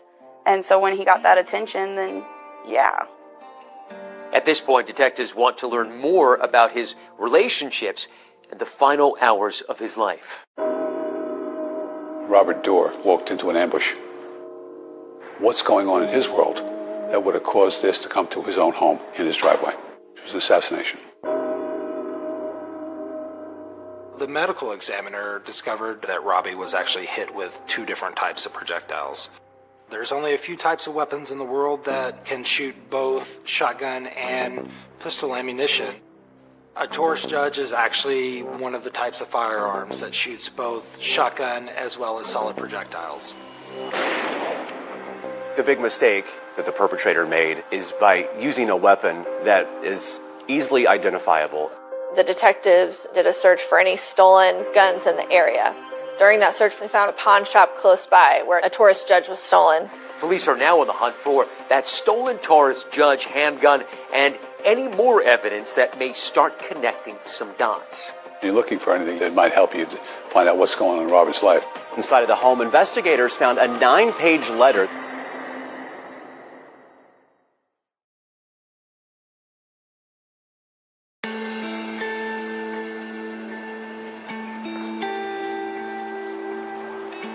Robbie Doer was a first responder here at the Evansville Fire Department, where he worked for nearly 30 years. And for 25 of those years, he worked at this station.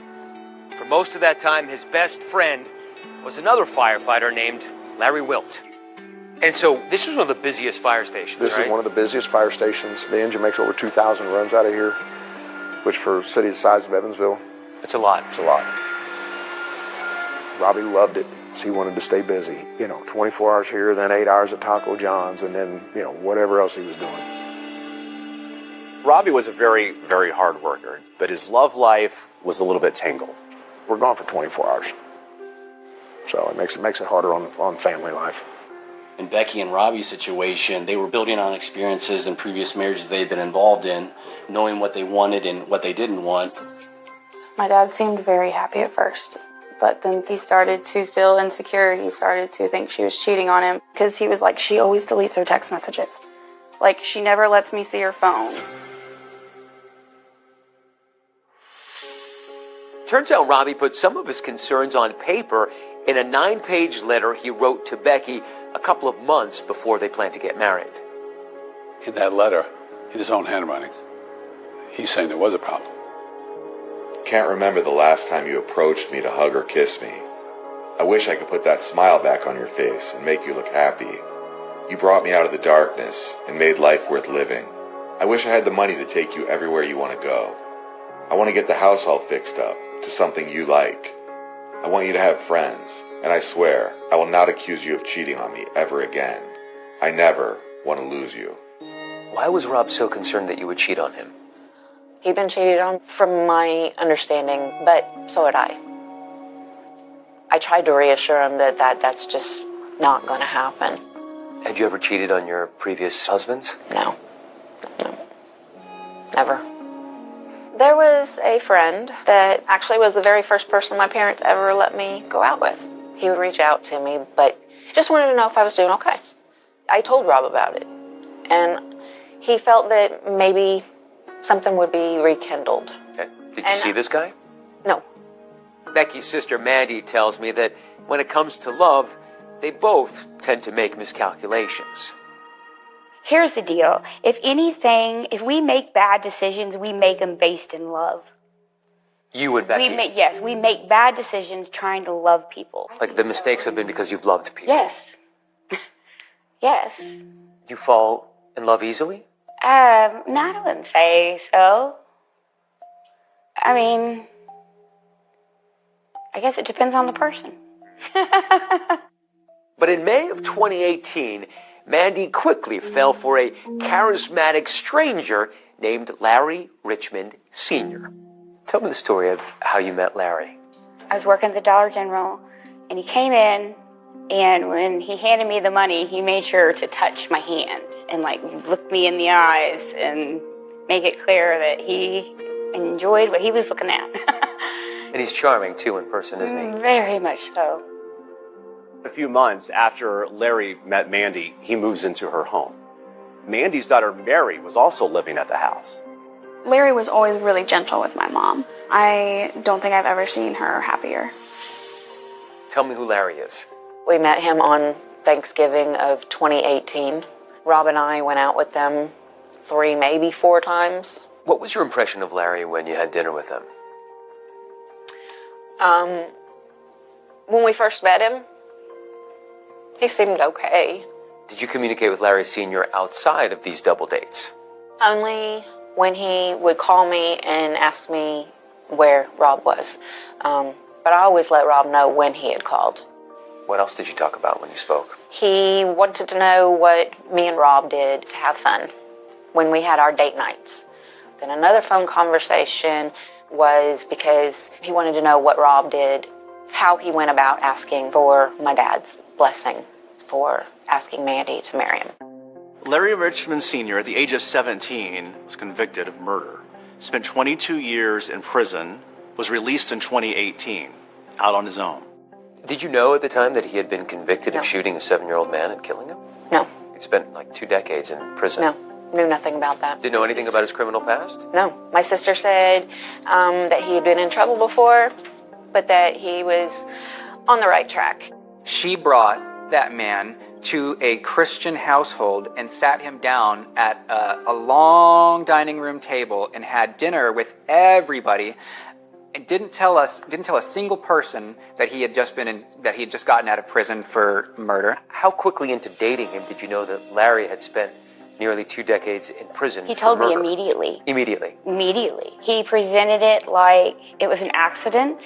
He just wanted to live a normal life and stay out of jail.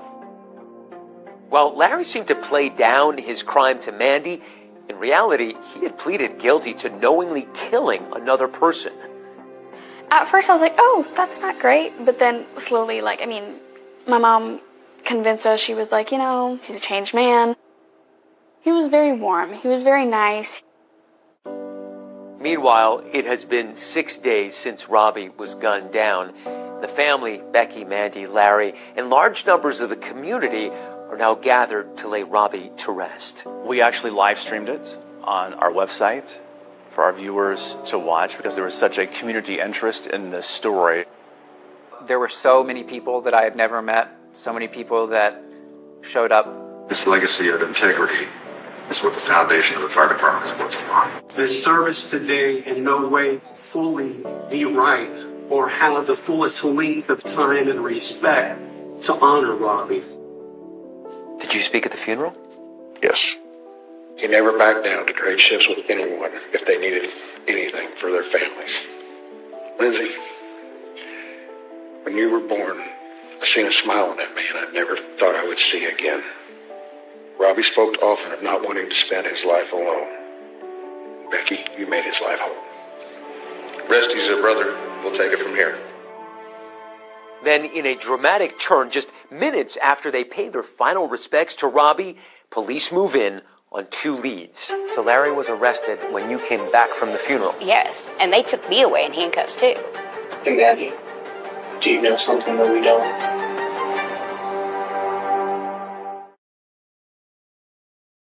The police turns this day from somber to suspect. So, you're pulling into the house after the funeral. Right. Lights and sirens, guns out. Dogs barking. You're getting cuffed and taken in. That must have been terrifying. It was. Put your hands behind your back. Police pulled Mandy and Larry over for a traffic violation, but there's more to the story. So a traffic violation leads to this? So after doing an autopsy, police learned that a tourist judge revolver possibly had been used to shoot and kill Robbie Dorr. which just so happens to be the same style of gun that was stolen from a pawn shop in Evansville. So when they looked at the employees at that pawn shop, they realized that Larry Richmond Jr. was an employee there. They put two and two together that Larry Richmond Jr. was Larry Richmond Sr.'s son. All right, they're in custody. Larry Richmond Jr. is a 23-year-old Evansville native. As a child, his time with his father was limited to prison visits, and now after years of being apart, Jr. and Sr. are reconnecting. So Larry Jr. is associated with a gun we think might be the murder weapon. That's a big step in the investigation. Larry Richmond Sr. was taken in at the same time as Mandy, and the same time that Larry Richmond Jr. was. Well, Larry, while we've got everybody, it's not just you down here. Obviously, we're looking into the Robert Gore situation. He was gunned down in his driveway. What's that got to do with me? Well, it has to do with everybody in the family. We're just trying to get everybody in here to see if there's just anything that can help us with this investigation. Do you wish to talk to me without a lawyer present? I have no problem answering any of your questions. I will cooperate fully. Okay. Due to my past, I have been incarcerated. Sure. I am on probation. I don't need any problems. Sure, no, I understand. So if I'm not under arrest, please get a hold of him. I will come back down here and fully cooperate. No problems at all. All we're trying to do is find out if you guys know anything that could help us find his killer. I don't know nothing. We go out with him. We go out, we drink. Outside of that there, I don't know nothing. So he understands what you should and shouldn't do when you get arrested by the police. So he's going to say, no, I want the lawyer. And there's nothing wrong with that. With police unable to further question Larry Sr., they talked to his fiancée, Mandy. Her brother-in-law, Robbie, is the victim. Where were you at when Robbie was murdered? I don't know exactly when it was. Can you tell me when it was? Last Tuesday. Around 7 o'clock. Yeah, I was home. You were home? We home alone. Were your kids there? Was Larry there? Yeah, we were all there. We were all there. Kids, Larry. Mm-hmm. Mandy says he was with me the night of the murder. That's an alibi. So another weird question or awkward question that we ask everybody. Do you own the firearm? No. You don't own the firearm? No. I don't. What about Larry? Is Larry on one? Not around. What about the gun that was found in the car? The officers found a gun in the car. When the police pulled over Mandy and Larry Sr. earlier, they had found a gun hidden in the car. Now, it wasn't the murder weapon, but because of Larry's prior conviction, he's not allowed to possess a firearm. You did not know there was a gun in the car?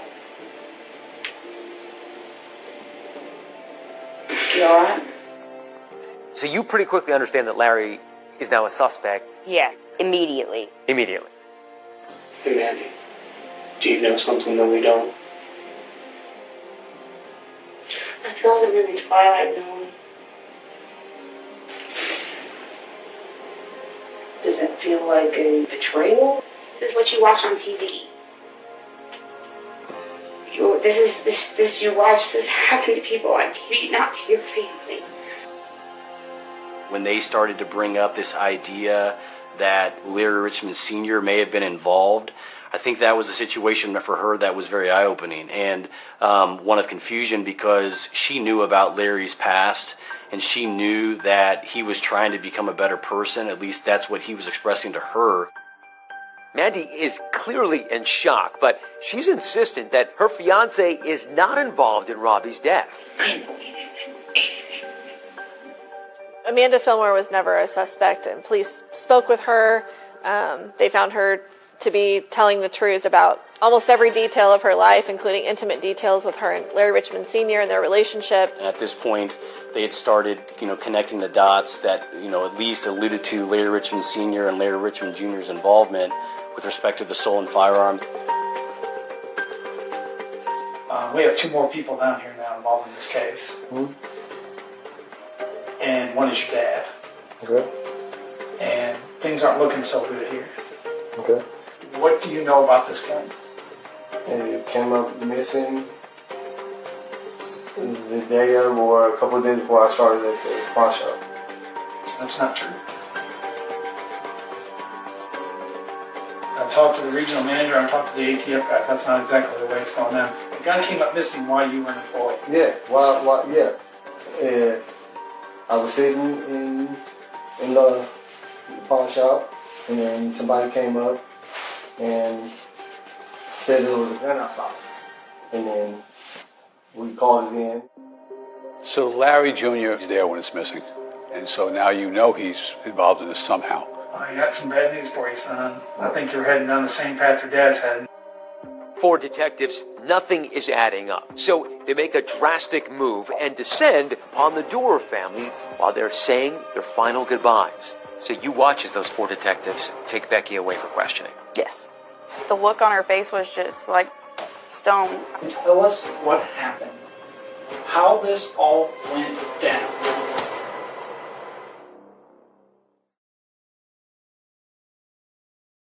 At the funeral, police decided to question you again, to pull you out? Yeah. After we had taken Robbie to the mausoleum, and I was taking some flowers or something out to the car, they came and told me that they had a few more questions for me. In my head, I was actually thinking, well, this is pointless. They're just wasting their time. They need to get out there and do something else. But, I'm thinking they got to touch all bases. Becky arrives at the Evansville police. Recognize it. There's a reason why detectives are so focused on Becky's phone activity. When they collected her cell phone originally, nothing looked suspicious, but they just received the raw data from her cell phone carrier. When you start looking at the extraction data, you're starting to see that maybe what we can't see with the naked eye is still there under the surface. One element that we saw that raised a lot of eyebrows was a deleted phone call from a contact known as Larry Ali, about 15 minutes before the 911 call that Robbie had been shot. I don't recall talking to someone like 5 minutes before Rob was killed. I've been honest with you from the get-go. That's all I ask of you is your honesty. Okay? I understand that. I don't recall talking to someone like 5 minutes before Rob was killed. I don't. They had information that she didn't have. And so at this point, they're asking her questions that they know the answers to. Becky, don't get yourself into something now you can't get yourself out of, please. I understand that. Okay, so take a deep breath and tell us who you talked to 5 minutes before your husband was killed in your driveway, getting out of his truck in the back of the head. Because I'm telling you, the federal investigation, the FBI, we are looking into this as a federal crime. They keep pressing her, and finally, after 90 minutes of questioning, she comes clean. So who did you talk to 5 minutes before your husband was gunned down in the driveway? Becky, we know the answer. So who was it? My sister's fiance. The contact, Larry Ali, would later find out is Larry Richmond Sr. Wait a second here. You spoke to Larry Sr., and he just got out of jail 11 months ago for murder. And now your husband's dead. I mean, if you're not chasing that pathway, you're not doing your job. It's as simple as that. So what did you talk to him about? And do not lie, because we know his history, we know everything about him. I don't know I know what happened to Rob in my driveway, but I don't know who did it.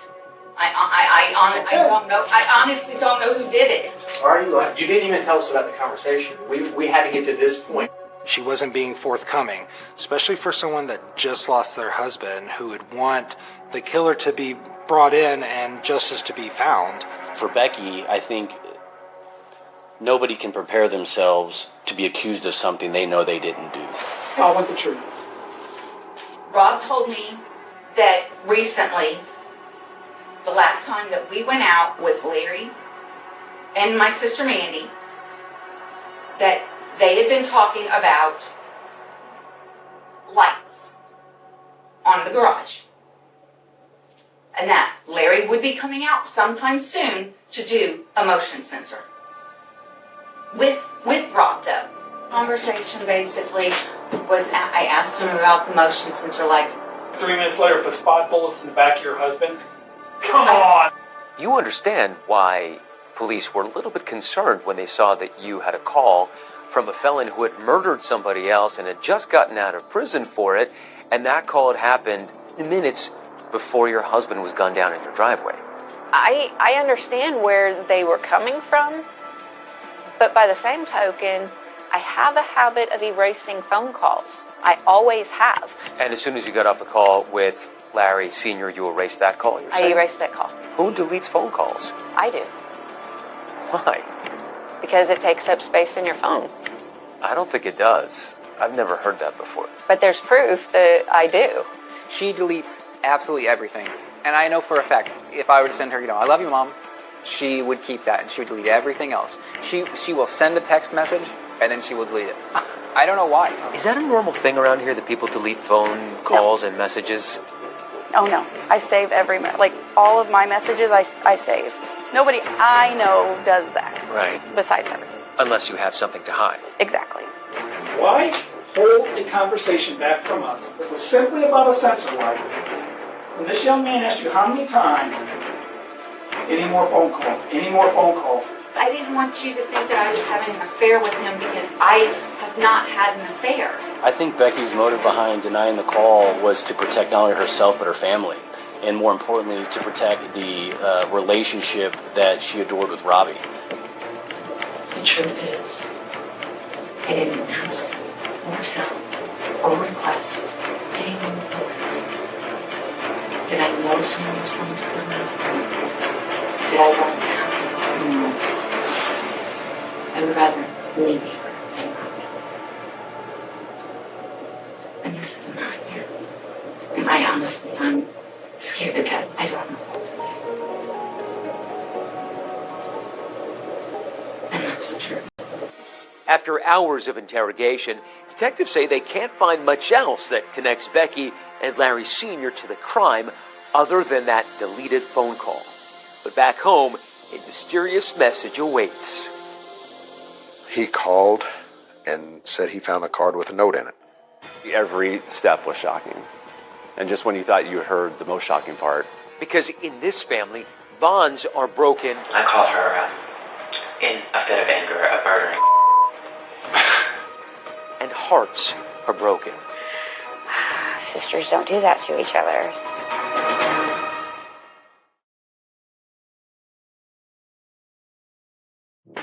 Let's go back further to the day that Robbie gets killed. Get the med kit! Robbie, stay with me, stay with me. Damn it! It had everything. Sex, murder.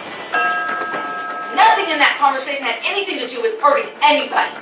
Why delete it then? Because I typically delete all... No, you don't! You deleted it. Becky Foxdor was hiding a lot of information from police during the course of the investigation. I hear the pop, pop, pop. At what point did you understand that Becky was beginning to be associated with your best friend Robbie's murder?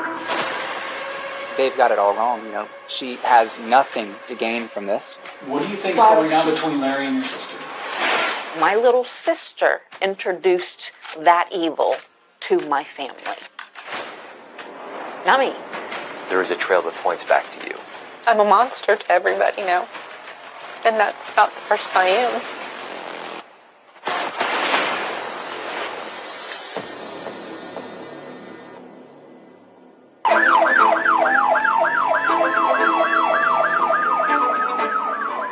New developments tonight in the murder of a firefighter in Indiana, gunned down in front of his home. Three of the soldiers got shot. All I see is blood on the ground. I'm in panic. Please save my husband. Evansville police are investigating a deadly shooting. One person was shot and killed here tonight, and police still looking for a suspect. We have a beloved first responder, a firefighter who is dead. Oh, God, no. It's not supposed to be this way. He loved the fire department and just getting out there and helping people. It was a solemn farewell for firefighter Robert Dorr. On the day of Robbie Dorr's funeral, detectives say they make two major discoveries. Larry Richmond Sr.'s son, Larry Richmond Jr., worked at River City Pawn Shop in Evansville. He's accused of stealing a Taurus Judge revolver, which, ironically, is the same style gun police said was used to kill Robbie Dorr. On top of that, police say there is that suspicious phone call between Becky and Larry Sr. that she deleted and initially denied even took place. Nothing in that conversation had anything to do with hurting anybody.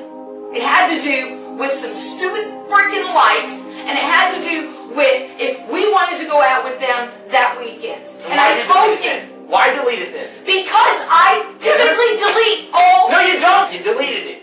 And then you didn't tell me about it. And then now we're here. You're lying. And I'm not accusing you of lying. I'm showing you facts of why you've lied.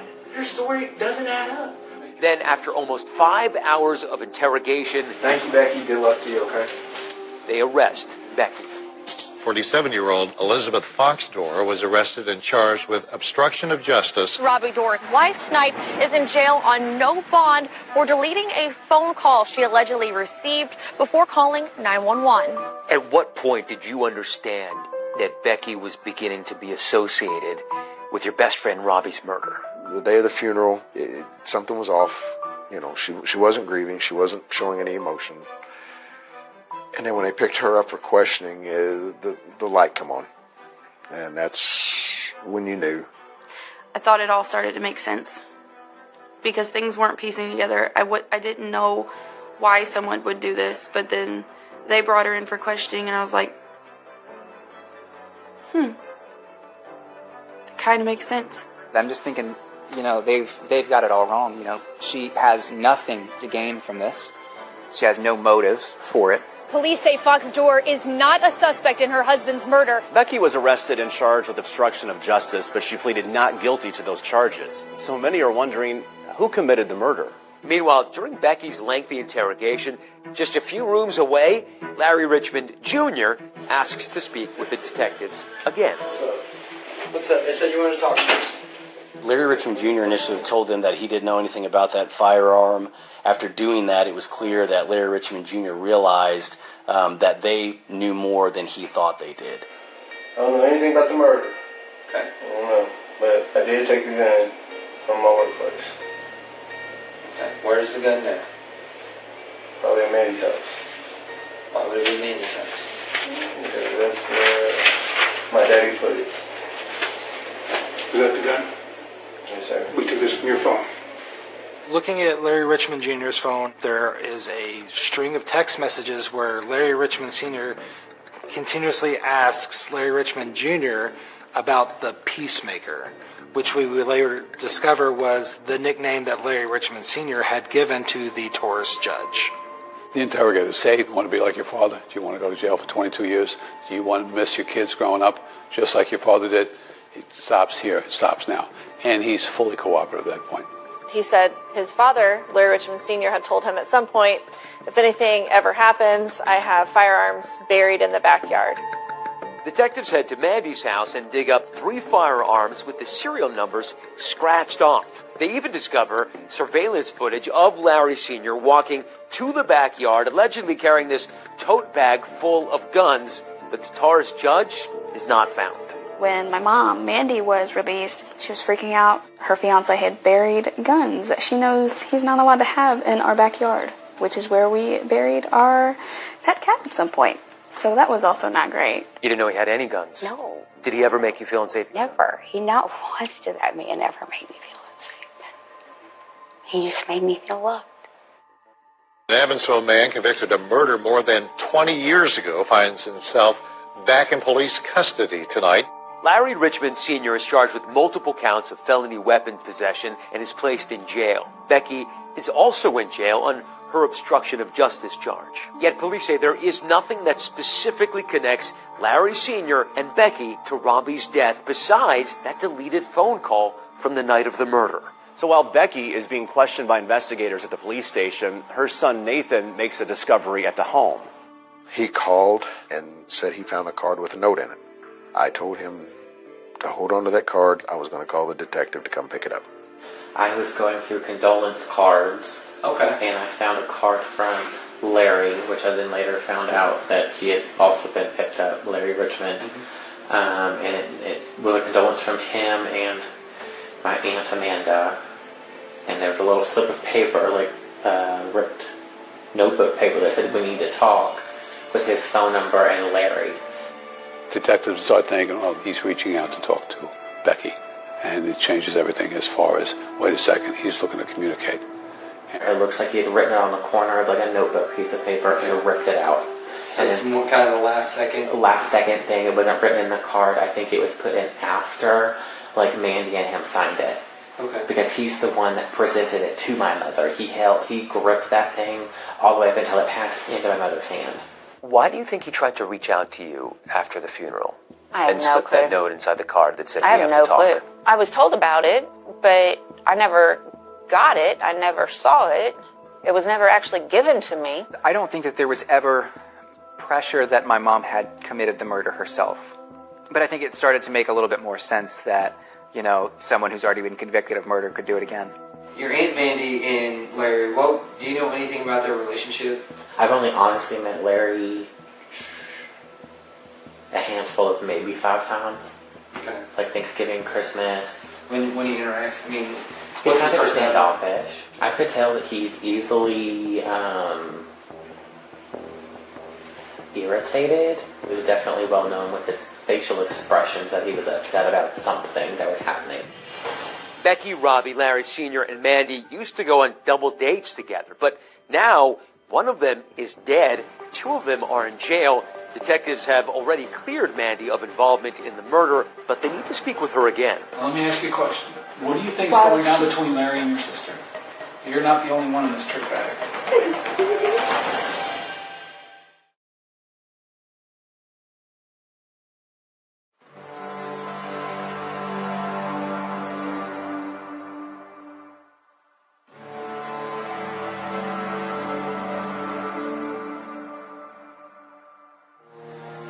It was strange being in the house by myself.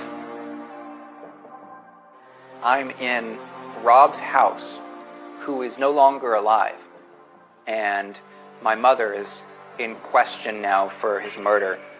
I felt terrible about even just being in his house. I don't belong here. This is so wrong. Why am I in his house and he's not? Mandy Fillmore has had a harrowing 48 hours. Her fiancé and her sister are now both in jail. Since her last interview, police have discovered stolen guns they say were buried in her own backyard by her fiancé. So detectives want to ask her more about Larry Sr.'s whereabouts on the night of the murder. Let's go back further to the day that Robbie gets killed. Where do you go after work? Home. Home, okay. Is Larry home? No. To your best recollection, where's Larry? Mandy had previously told detectives that Larry Sr. was with her the evening Robbie was shot. Now she seems to confirm that she has no idea where he really was that night. Would your kids normally been home on a Tuesday night? Yeah, we all would have normally been home. But I mean, every day he comes and goes. I thought he was cheating on me. Okay. I can tell you was with a lot of women, and one just walked out of here, and we had one in here last night. And they're all being cooperative, and they all have information that's positive to our case. Okay? So you're not the only one in this trick bag. I have a core memory of waking up at 4 a.m, and it was my mom screaming at Larry because he had a dating app on his phone. And she was screaming, like, who are these people? And he was just saying, baby, baby, baby, calm down. Like, I forgot I had these apps. That note to Becky in the card. When was the first time you heard about that note? And the detectives. They told me everything. Was this note in it when you gave her the sympathy card? Does this raise a red flag to you? For a guy that's only met your sister 5 times? Flag number 2000. Your sister is in custody for deleting a phone call that was very important. And there's a 5-minute phone call right before Robbie's murder. I mean, minutes before Robbie's murder. And guess who that came from? Larry. What do you think's going on between Larry and your sister? I thought we went out with him 3 times. Okay. That's what I thought. The detectives told me that she cheated. Yeah, I say they both cheated on me. Her more so than him. I didn't know him that long. She'd been my sister my whole life. Sisters don't do that to each other, so... Mandy was the one that called me on the phone. She was crying, telling me about, oh, I can't believe that your mom was having an affair with my boyfriend. Larry Sr. exercises his right to a lawyer and remains silent, and Becky still adamantly denies having an affair. But investigators are sticking to their theory that the two were having an affair and conspired to murder Robbie Dorr. A few days after Mandy's interview, they questioned Larry Richmond Jr. again. Do you think your dad's involved in the murder of Robbie? I hope not. I mean, he missed out on 22 years of my life. Why would he want to miss out on his grandson's life? Has he ever talked about Becky before? He said one time that they went out to Pistons. I guess Becky was drunk and like the firefighter dude was there too, and they was just dancing and doing all this, and Becky kept looking at him. He said she was cute and fine. He was like, dog, that's your girl's sister. Like, what are you doing? Is it possible that Larry was just trying to hit on Becky and that she didn't reciprocate? No. I was like, what's up with Becky? Did you Becky? He was like, no. And then I asked him again. He was like, man, I had to. Like, I was like, dog, you were down bad. Is this your sister? Was this person or by text? By person. So the last call that was on Becky's phone from Larry Richmond Sr. prior to February 26th of 2019 occurred approximately around January 12th of 2019. So there had been no evidence of any communication between Becky Fox Dorr and Larry Richmond Sr. for a significant period of time leading up to the night Robbie Dorr was murdered. Never went out with him or my sister by myself. Was offered to, and I said I didn't want to. I didn't want to go out without Rob. Then by February 26, 2019, Rob was dead. As the Evansville Police Department continues to investigate Robbie's death, Larry Richmond Jr. and Larry Richmond Sr. head to court. An Evansville father and son are facing federal weapons charges.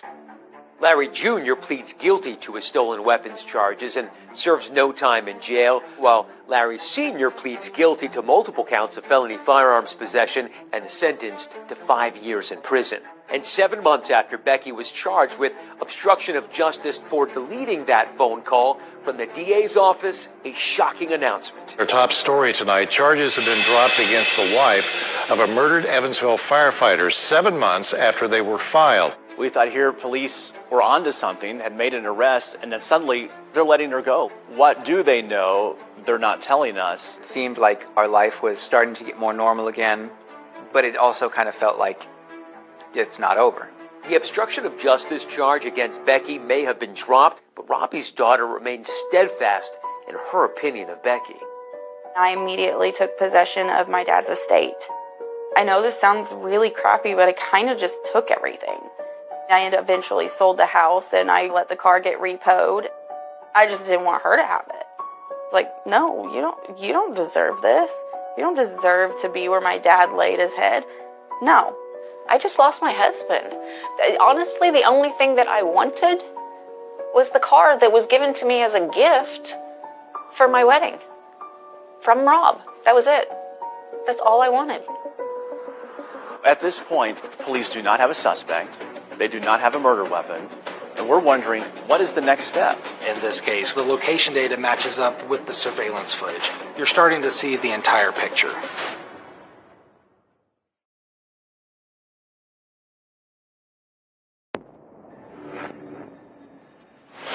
It's been nearly a year since firefighter Robbie Dorr was killed in his driveway.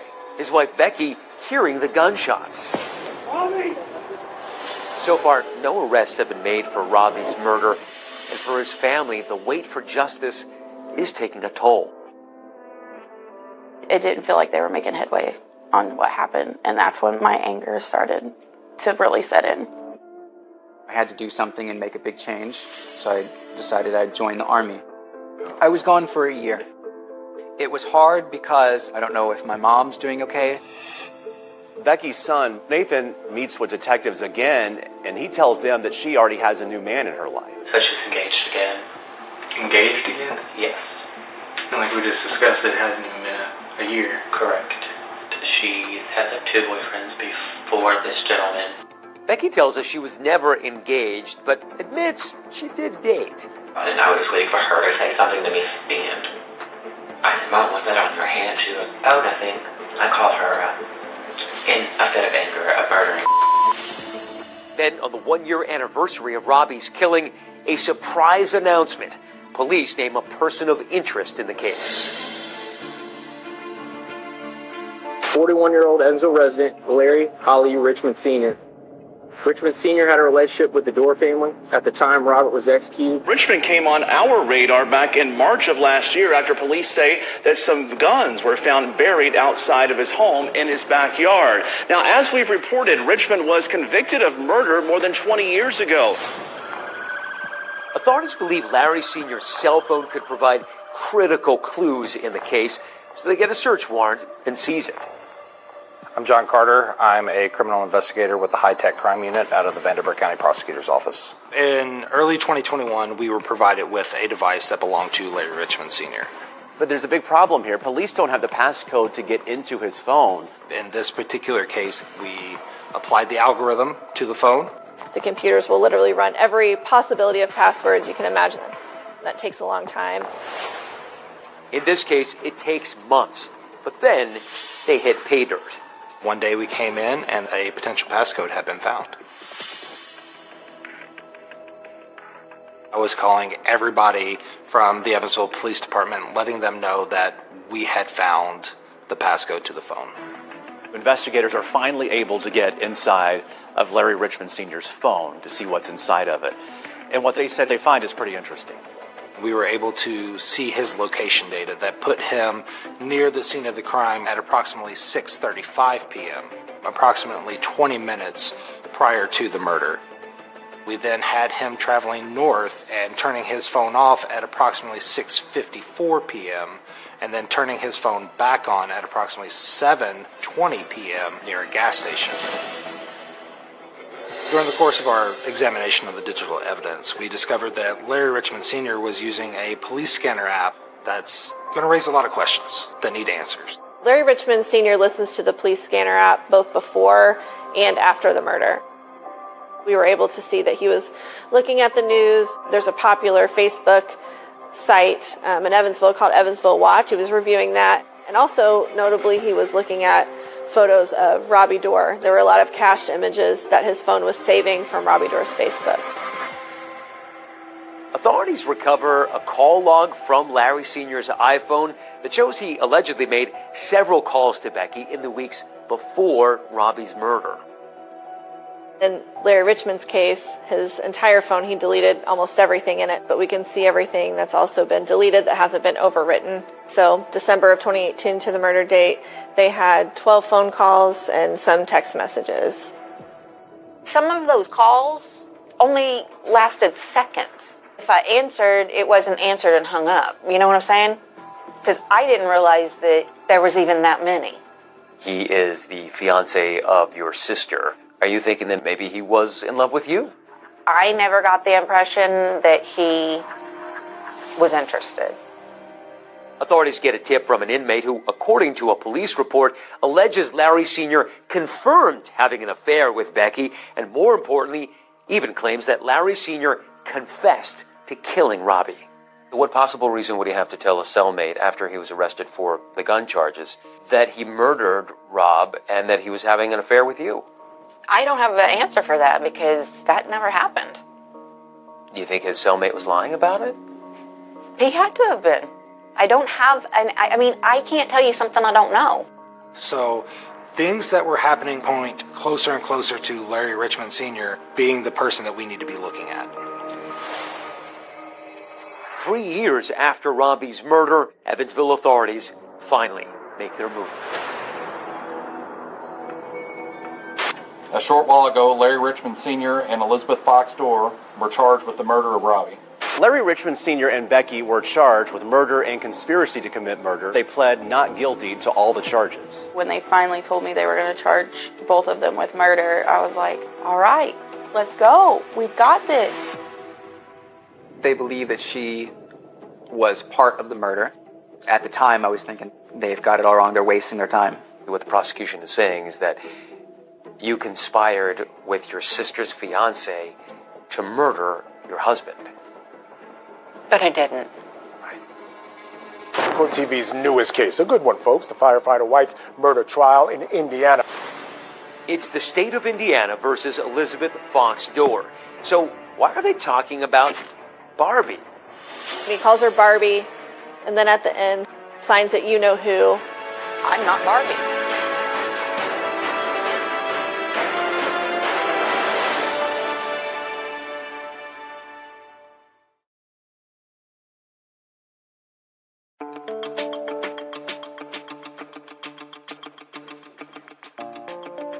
My name is Mark Phillips, and I am lead counsel in the trial involving our client, Becky Fox Dorr.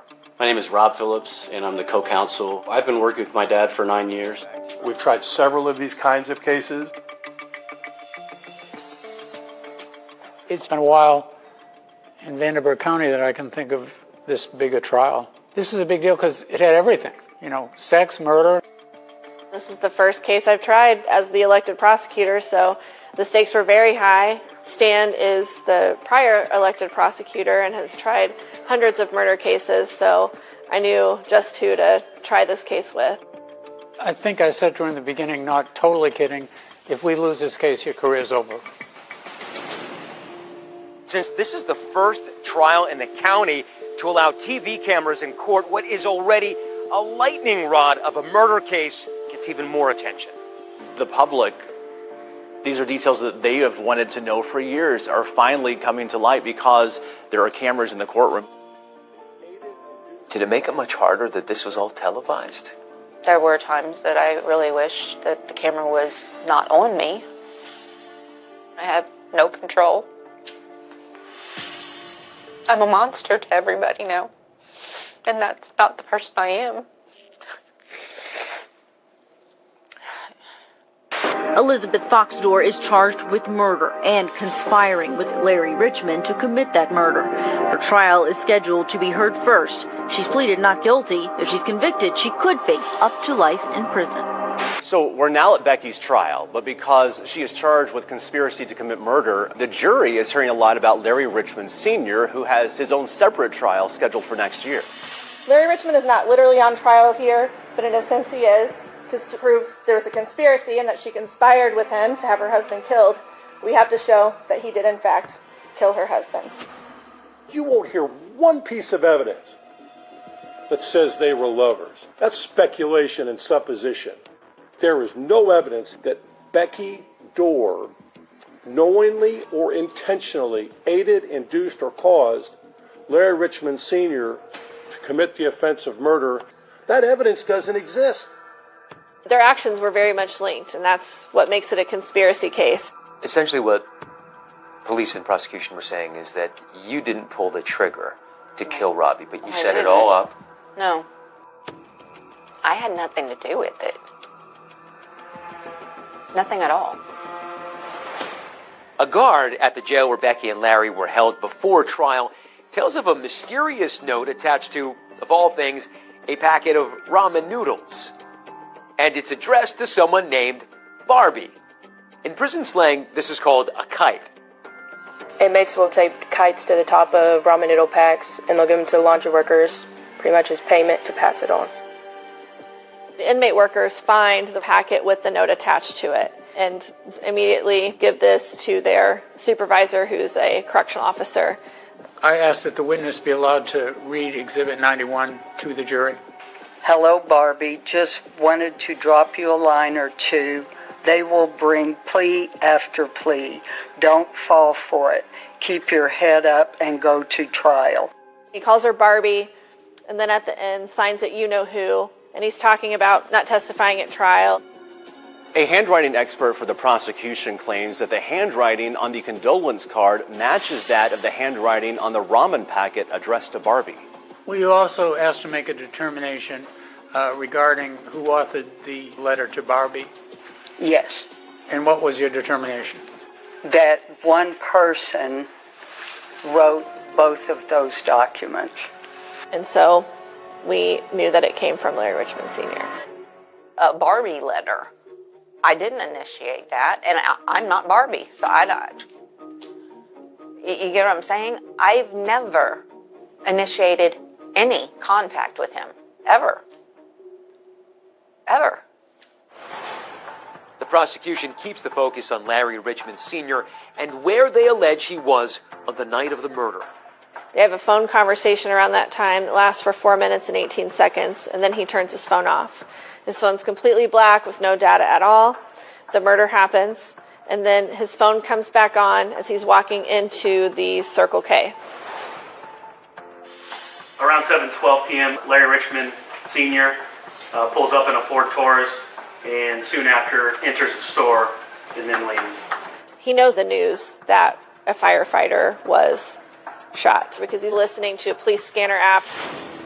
But remember, this isn't Larry Sr.'s trial, it's Becky's. And the state's case against her keeps coming back to the phone call she deleted the night her husband was murdered.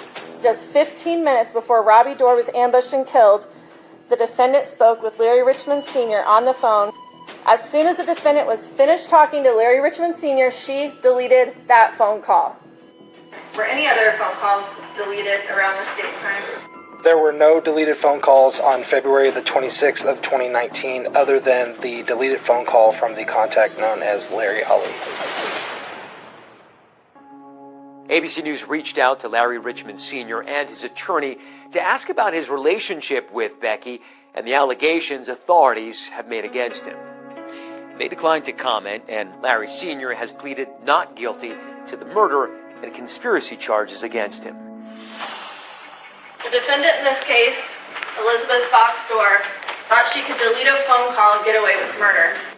Prosecutors play some highlights of the police interview Becky gave days after the crime. At least can you admit to us that you withheld the information about who you knew that was on the phone call? I honestly did not recognize the phone number. The defense says there's no evidence suggesting their client planned the killing, and today they tried to hammer that point home by grilling the original detective in the case. There was a phone conversation that you asked Becky about at some point, correct? Correct. And you allege it's with Larry Richmond Sr., right? It is, yes. Is that correct? Yep. Okay. Yes. You have no idea what they talked about, do you? No. And you know who initiated that call, don't you? He did. Who? Larry Richmond Sr. He did. In fact, in your investigation, you don't have any evidence that Becky Durr ever initiated a phone conversation of any kind with Larry Richmond Sr., correct? Correct. The one big bombshell in this case, Becky's son is about to take the stand. Pause and raise your right hand. Did your mother ever talk to you about the firefighter pension after the murder of Robbie Dorr? Objection. Overruled. Could he be the one that actually sends her to prison?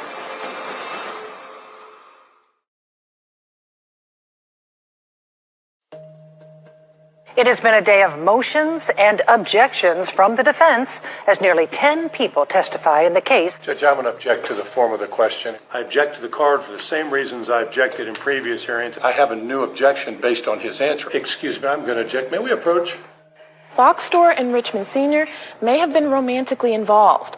She has photos with him. She spent holidays with him. And they even went on a double date with her sister and Robbie Dorr. There's been so much discussion about the nature of Becky's relationship with Larry Sr. Now prosecutors argue they have an eyewitness, Larry Richmond Jr., and he's got a secret to share. Although she tells detectives she didn't know him well enough to form an opinion of him, Richmond Sr.'s own son is going to testify about a time he was with his father. Do you know the defendant in this case, Elizabeth Fox Dorr? Have you ever met her? Yes. She got into the vehicle and that's the first time you saw her? Mm-hmm. And did anything happen before she got out of the car? They kissed. They kissed? Mm-hmm. And was it a mutual kiss or could you tell? Yes, they both leaned in. It sounds like damning testimony, but Becky's defense team goes on offense. Your testimony is that your dad gets in a vehicle with a woman in March of 2018 within a matter of days of his release from prison. There's been testimony in this trial that Amanda Fillmore didn't meet your dad until May of 2018. Okay. Larry Richmond Jr. took the stand and told a story about seeing his father kiss Becky behind Robbie Dorr's home in approximately March of 2018. If there's evidence in this trial that she didn't even live there in March of 2018, that'd put a dent in your story, wouldn't it? Yes. You didn't know who she was before your dad got out of prison, correct? I may have by time dates. I didn't ask you that. Is that your sworn testimony here today? Yes. In fact, Mr. Richmond, would you agree with me? It'd be awful hard for your dad to be kissing somebody 2 months before he met Amanda, wouldn't it? Correct. Probably be impossible, wouldn't it? Correct. The prosecution says that you were having an affair with Larry Sr. No. No. No chance. Larry Jr. saw you kissing in the car. I have never even spoken a word to Junior, never met him. Now, Becky's son Nathan takes the stand. What did you call Robbie? I know he was your stepfather, but what did you call him? I just called him Dad. Do you think of him like a father? Yeah. Did you know Larry Richmond at all? Unfortunately. Something Nathan said to the jury had many wondering, could money be a motive for Robbie's murder?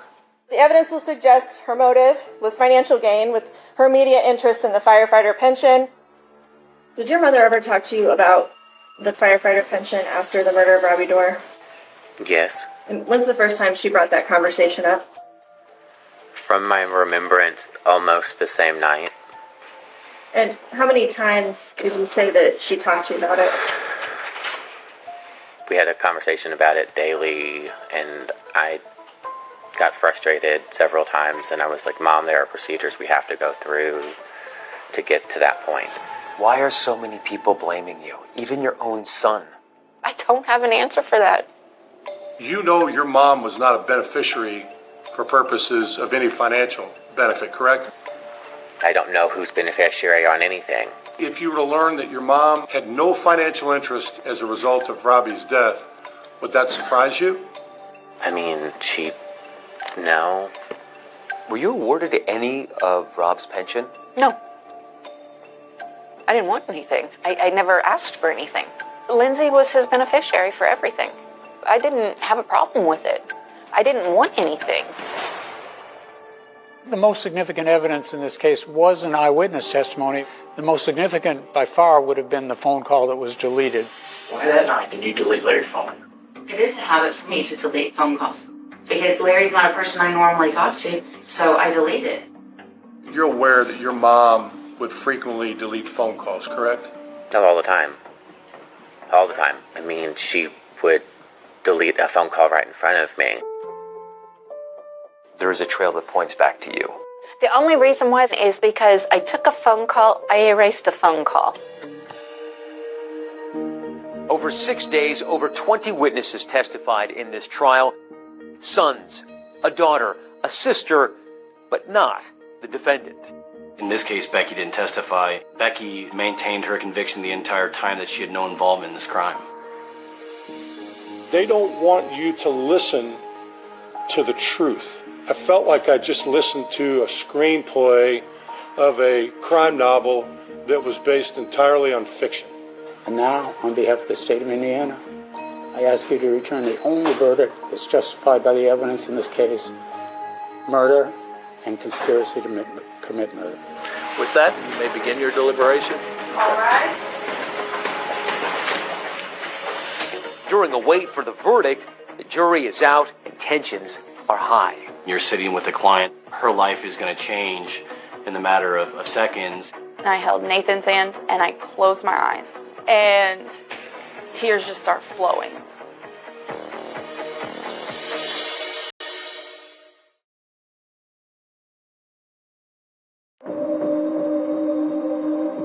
The courtroom was tense in the moments leading up to the verdict reading. State of Indiana versus Elizabeth Joanne Fox Dorr. Utter silence fills the courtroom as the verdict is read. We, the jury, find the defendant guilty of count 1, count 2. We, the jury, find the defendant guilty of count 2 as charged. I held my aunt's hand and I held Nathan's hand and I closed my eyes. And tears just start flowing. Like that is all we could have ever hoped for. Did hearing the word guilty come as a relief to you? Yes. Been 5 years waiting to hear those words. Did you think they would come back with a not guilty? Yeah, because there is no evidence that I asked anybody to hurt, much less kill Rod. None. Is there even a shadow of a doubt in your mind? Maybe she didn't conspire to murder your father. No. Not even a remote possibility. No. She did this. I believe it with every bone in my body. Everybody just has this idea that she's this villainous woman that was out for money. I want more people to see the actual good side of her, the kind of person that she actually is. It's not adding up. There's something missing. Because other than one phone call from February 26th of 2019, law enforcement gained no new evidence against Becky Foxdor over the course of the next 5 years to allege or show that she had any involvement. At Becky's sentencing, Robbie's loved ones make emotional pleas. I feel like my world is just crumbling down. I had nightmares for years and I still struggle and battle with them. She took my daughter's Poppy from her. I will never forget the scream, "No, Poppy, don't go." It crushed me. Still to this day, she talks to him. I used to radiate with pride, saying that I was her son. I can no longer radiate with the same resounding brightness. I hope the greatest man that ever lived haunts her nightmares, and that she never forgets that he truly did love her wholeheartedly. Thank you, Your Honor. What's your relationship like with Nathan? Up until evidently recently, he and I were best friends. Now, I guess it's not good. The court finds the following sentences are appropriate on count 1. Be a sentence of 60 years. On count 2 will be a sentence of 30 years. 90 years in prison. So basically, she will be spending the rest of her life behind bars. And the sentence? I'll be lucky to make 30. I mean, if we're honest. Did the sentencing bring you any relief? It did. He said 90 years, and I was like, she's going to be in there forever. Like she so deserves. Is there a way you could rehabilitate your relationship with your sister Becky? I love her and I forgive her. I know that she did a bad thing, and I wish she wouldn't have done it. While Mandy is no longer engaged to Larry Sr., she still holds on to him in her own way. That ring you're wearing on your wedding finger, did Larry give you that? Yeah, he got it for me. After all that, still wearing the ring. I wear it because I love him, but I was also raised on Jesus and forgiveness. The Evansville Fire Department has honored Robbie Dorr's memory with a plaque and a fire truck. The truck was dedicated to Robbie Dorr, who is our most recent deceased active duty firefighter. Father, Son, and Holy Spirit. I've relived that night too many times in the last 5 years. It still brings back all of the pain. It's now yours. I know. It's big. I'll never be able to call him. I'll never get to hear his voice. What is that? I'll never get to hug him again.